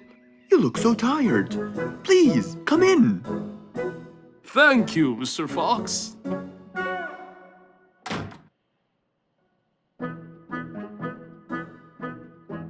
Now tell me, how may I help you? Mr. Fox, I spent years in prosperity and glory, but I'm old now and tired. I can't live out there alone in that cold weather. Where do you live, Mr. Eagle? By the mountain top. I see. The wind is strong there. I bet you catch a flu every now and then.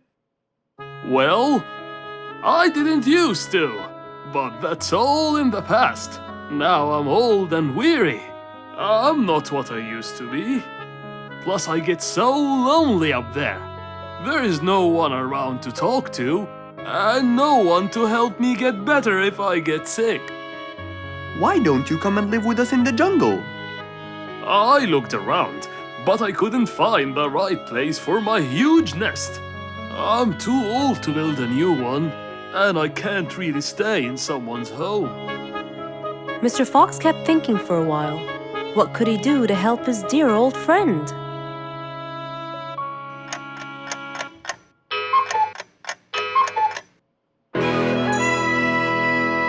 I got it! I think I can help you build a new house. Have no worries.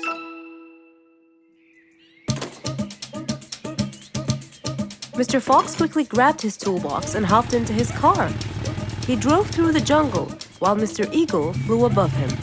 He stopped in front of a tree that looked both old and firm, right in the middle of the jungle. Lots of animals and birds lived around here. What a beautiful place, Mr. Fox. Wait till you see what I have in mind for you. Mr. Fox started to work. He put a ladder against the tree and counted the steps up. 1, 2, 3, 4, 5, 6, 7, 8, 9, and 10. When he reached the tree branches, he opened his toolbox and took out some wooden plates. Then he started putting them together. All I need now is some nails to make sure everything would be A-OK.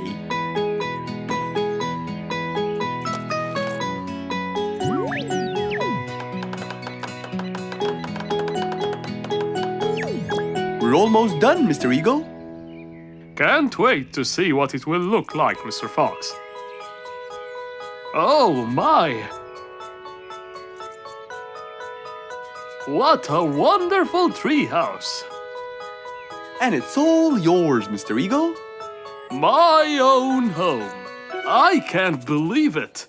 Thank you so much, Mr. Fox. You're most welcome. As Mr. Eagle got inside his new house and closed the door, he felt a happiness like never before. He knew Mr. Fox's idea was truly the best, for there was comfort, there was warmth.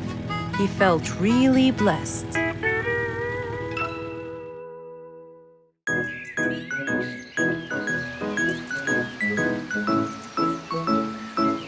It was a beautiful Saturday morning. Since the sun was shining and the weather was nice, Mr. Fox thought it was perfect for morning exercise.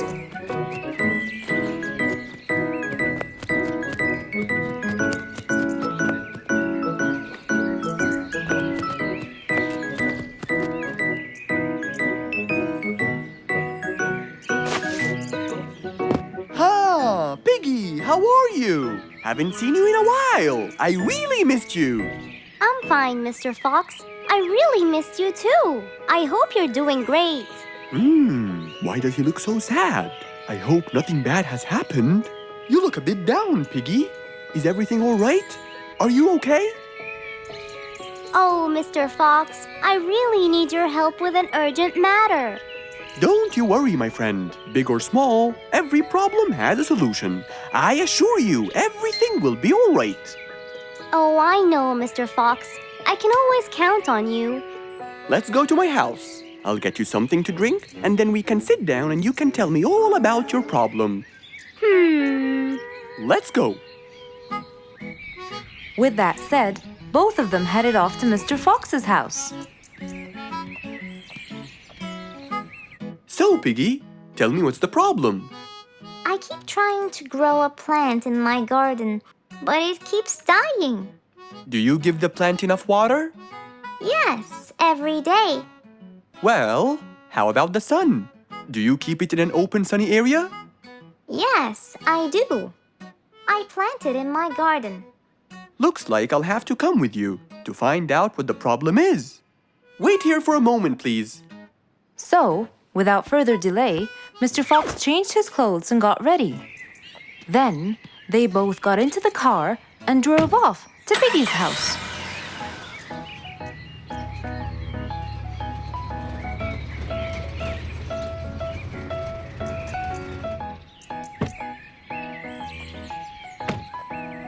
Look, Mr. Fox, these are the plants I told you about. Little Piggy, the plant you're trying to grow is ivy. And ivy likes to grow on something firm, like a gate or a wall. That's how they grow so tall. Ivy? I thought it was just an ordinary plant. Well, you can still grow it on the garden wall. Piggy, do you have a ladder? Yes, Mr. Fox, over there. Okay, come with me. Hand me the drill, please.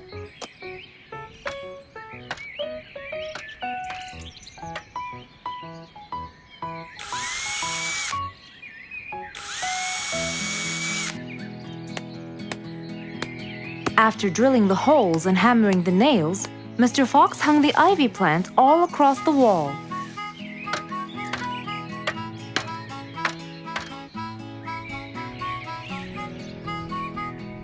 Now, when the ivy grows, it will find this wire to hold on to. I got it. Thank you, Mr. Fox. You're welcome. Take good care of it. After saving the plant and helping his friend, Mr. Fox took off. And that, my friends, was the end.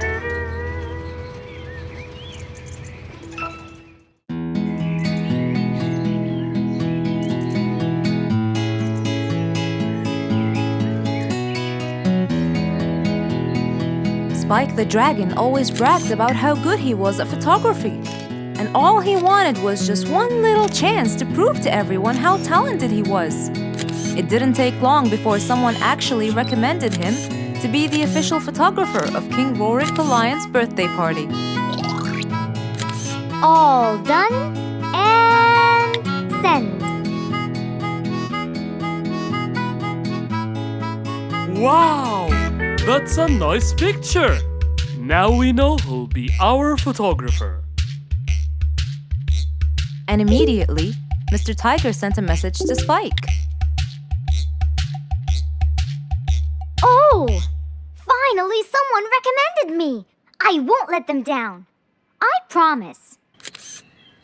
And so, Spike started to train and practice some more. His pictures were beautiful, and he felt so happy. Everything went well until the morning of the party.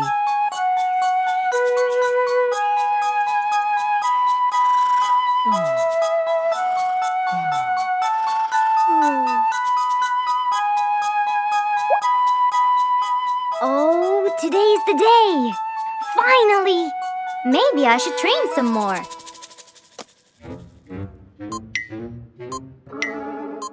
Huh? Oh no! What have I done? While Spike was testing his camera, he pressed on something that changed his camera settings. Now all his pictures turned to white. Spike tried to change it back. He cleaned his lens and checked his filters, but all was in vain. What will I do? Oh, what will I do? I must go to Mr. Fox at once. Feeling so worried and sad, and with no clue what to do, Spike held his camera and flew off to Mr. Fox.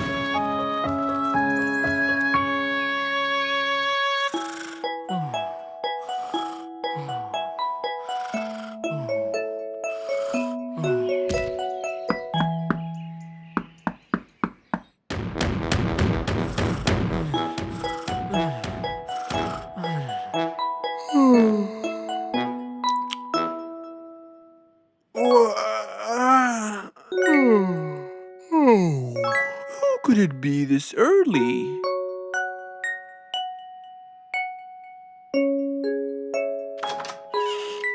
Oh, Spike, it's you. Help me, Mr. Fox. My camera. Help! All white, broken. Help! Calm down, calm down. Please, come in. Spike followed Mr. Fox inside. He sat down and started to speak slowly. You know today's the king's birthday party. Yes, and you've been hired as the official photographer. Congratulations, Spike. Oh, Mr. Fox, it would soon be condolences. What? Why? My camera. It's broken. Broken? Yes, I woke up early today and tried to check it. But I found that every picture I take becomes white. Have you checked the lens? Yes, and I re-cleaned them to be sure. But it's no use. And the filter? Everything. The lens and the filter. Can I take a look at it? Mr. Fox held the camera and started to check the settings. Where could I buy another one now? Do you have a professional or digital one? I don't think you'll need it, Spike. I'll go straight to prison, right? No, it wouldn't be fair to send the most talented photographer to prison. They'll all laugh at me. Are you sure about that?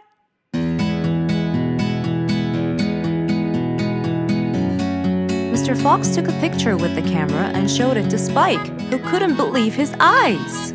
Wow, it's back. What was wrong with it? Looks like you accidentally increased the gamma. Oh, I forgot to check that. Thank you, Mr. Fox.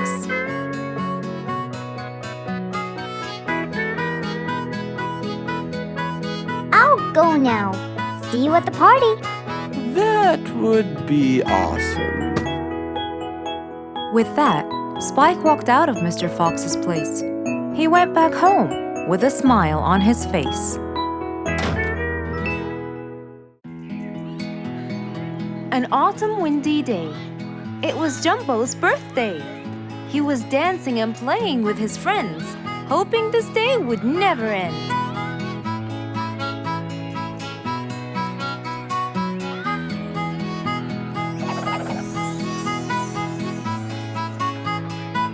Everyone ran to hide all the same, but Jumbo slipped and fell.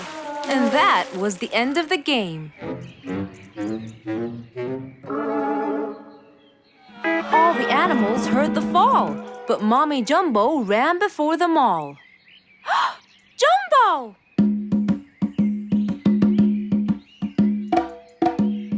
Oh, Jumbo.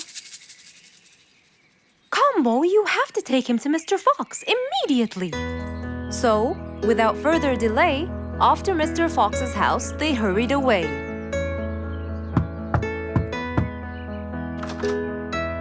Hey, Mrs. Combo, what's wrong? Help me, Mr. Fox. Jumbo is ill. Oh, please come in.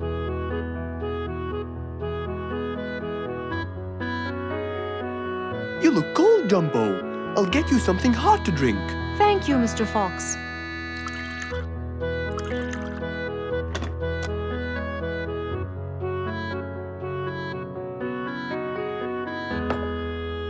We were celebrating Jumbo's birthday. Oh, happy birthday, Jumbo. Thank you, Mr. Fox. But as he was playing with his friends, he slipped and fell into the pond. He started shivering and sneezing. I feared he might be sick, so I thought I should bring him to you, just in case.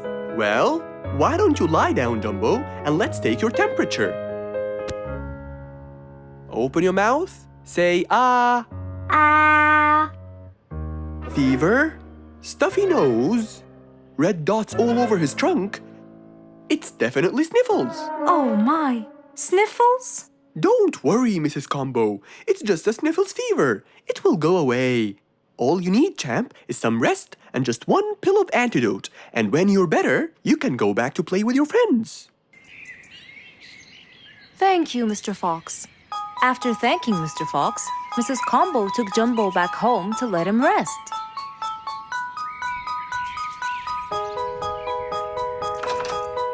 All right, Jumbo.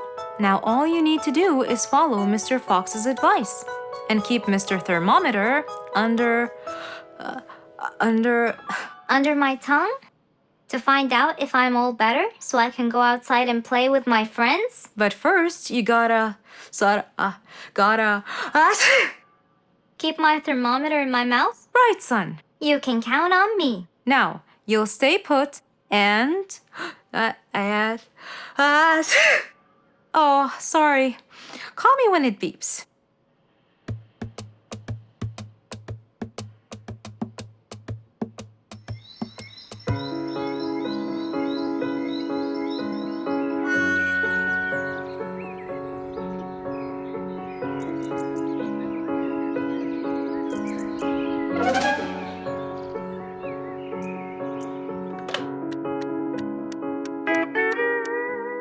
Hello, Frisky. How are you? Hi, Mr. Fox. Roo and I were playing and I'm about to win! Listen, Frisky, I'm going to visit Jumbo now and check on him. I'm sure he'd be really happy if you and Roo come with me. What do you think? Great idea, Mr. Fox. I want to check on him too. We'll meet you there. As agreed, Mr. Fox met Frisky and Roo at Jumbo's house. I'm coming!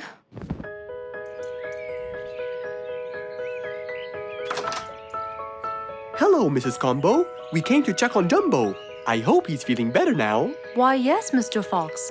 Come in, everyone. Hey, Jumbo! I came to check on you. And I brought your friends along too. Are you feeling better now? Hi, Mr. Fox. Hi, guys. Hey, Jumbo. How are you feeling? Well, I feel better, but Well, we need to take your temperature one more time, Jumbo. Is it time? It's time, all right? What does it say? Well, let's see. Your temperature is, oh. Your temperature is just fine and dandy, Jumbo. You're not sick anymore. You are A-OK. yes! Now we can go outside and play. But first, I need to tell Mom. Mom? Mom? Where could she be? She's not in the kitchen. Mom! She's not in the living room. I wonder where she is. I'm here, in the bedroom. Mom? Are you okay? I think I might have caught a case of sniffles too. Don't worry, dear. I'll be fine. Now why don't you go out and play hopscotch with your friends? I'll join you when I get better. But Mom, I won't be happy if I go to play and leave you here all by yourself. I'll be only thinking of you. So, what do you think you should do, little Jumbo? I have to sit here and take care of you, Mommy. You always take care of me when I get sick. I'll take care of you and never leave you alone. Oh, I love you more than anything in the whole wide world, Jumbo. Now it's time to take your temperature. Right, Mr. Fox? You're absolutely right, Jumbo. So rather than go out to play, by his mother's side, he decided to stay. Mr. Fox was known for his kindness in helping others. Everyone went to him for advice, even Woody, the jungle carpenter. After being assigned the task of building a really big ship, he went to Mr. Fox, seeking his wisdom. Mr. Fox listened carefully to what Woody had to say, and in turn, promised to help him. He started a research on shipbuilding, and after hours and hours of hard work, he finally got it. Yes! I've got it! But there is something I need to check first. Mr. Fox went for a walk in the jungle, looking carefully at every tree on his path. Then he stopped in front of one and said, Yes! That's the one! Immediately, Mr. Fox took a paint bucket. He wanted to mark the tree, so he wouldn't forget which one it was. After that, he got into his car and drove off.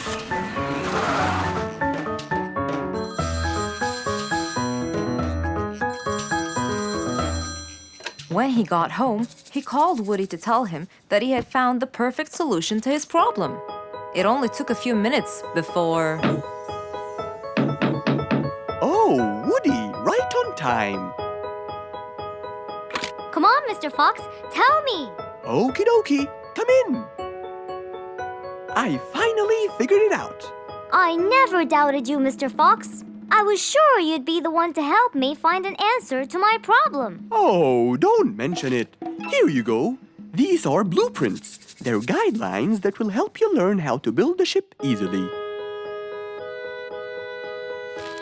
Woody started reading the blueprints thoroughly. He knew most of what was written in it, so he looked up and said, It's a lot easier than I thought. Thank you so much, Mr. Fox. Oh, but Mr. Fox, what about the materials that I'll need to build it? Here's a list of all the materials you'll need. And what about the kind of wood I should use, Mr. Fox? I did extensive reading and I found out that our ancestors were famous for using teak in the process of building ships, as it's really stiff, strong, and it can also be shaped to have wide planks, which would help the ship to withstand the waves of the sea. But I know you don't know what teak is. Not everyone does. But come along. I think it would be better to show you the tree I found earlier in the jungle. Our jungle? Of course! Everything you dream of can be found in our beautiful jungle. Mr. Fox got into his car with Woody by his side and drove off. They headed towards the tree that Mr. Fox had marked earlier. Here's the tree. Huh? I have loads of that wood in my store, but I never knew that I could use it to build ships. I didn't know about teak either. But with a little bit of research, everything is open to you, my friend. Mr. Fox, I can't thank you enough. I'm really happy right now. I'll never forget what you've done for me. It's my pleasure, Woody. Now that I know what I should do, I'll go back and start building that ship for Nate as fast as I could. Thank you again, Mr. Fox.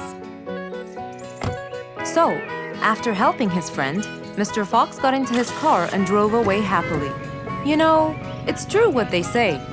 A friend in need is a friend indeed.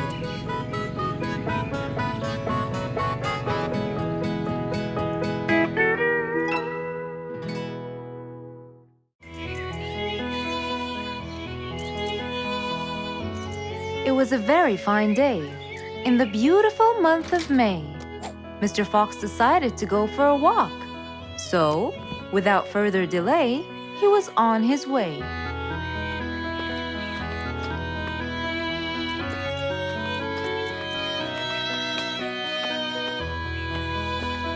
While Mr. Fox was walking, enjoying the sun and the trees, he heard a quarrel at a distance and someone saying, Stop! Please!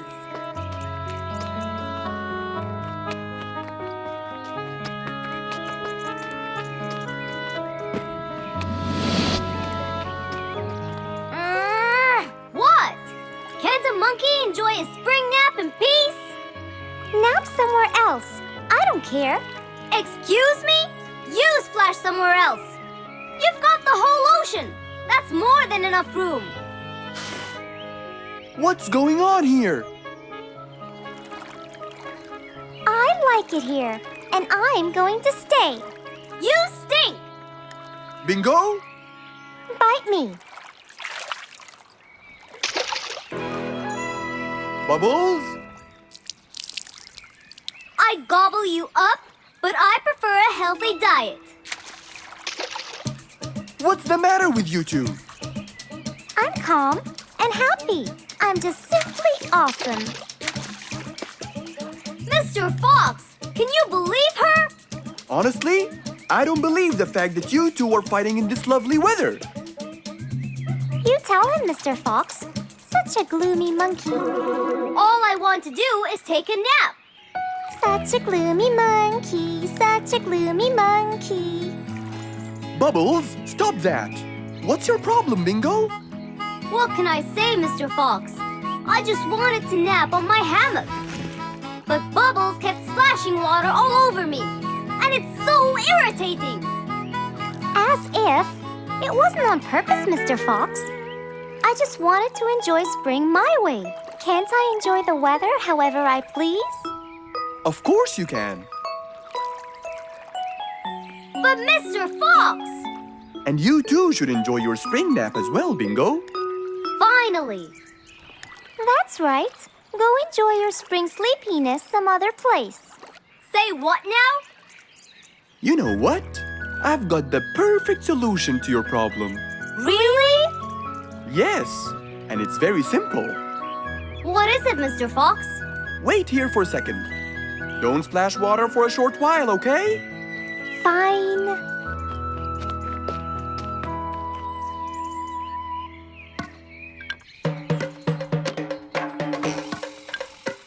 The hammock was very close to the lake, That's why Bingo got water all over him every time Bubbles splashed. But Mr. Fox wasn't gonna let them fight. He had the perfect solution for both their plights. What are you doing, Mr. Fox? Wait and see for yourself.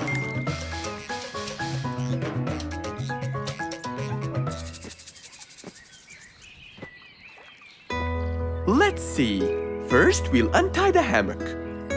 1, 2, 3, 4, 5.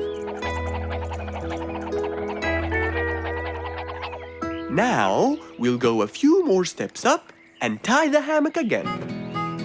Here's good. There you go. Try it now, Bingo.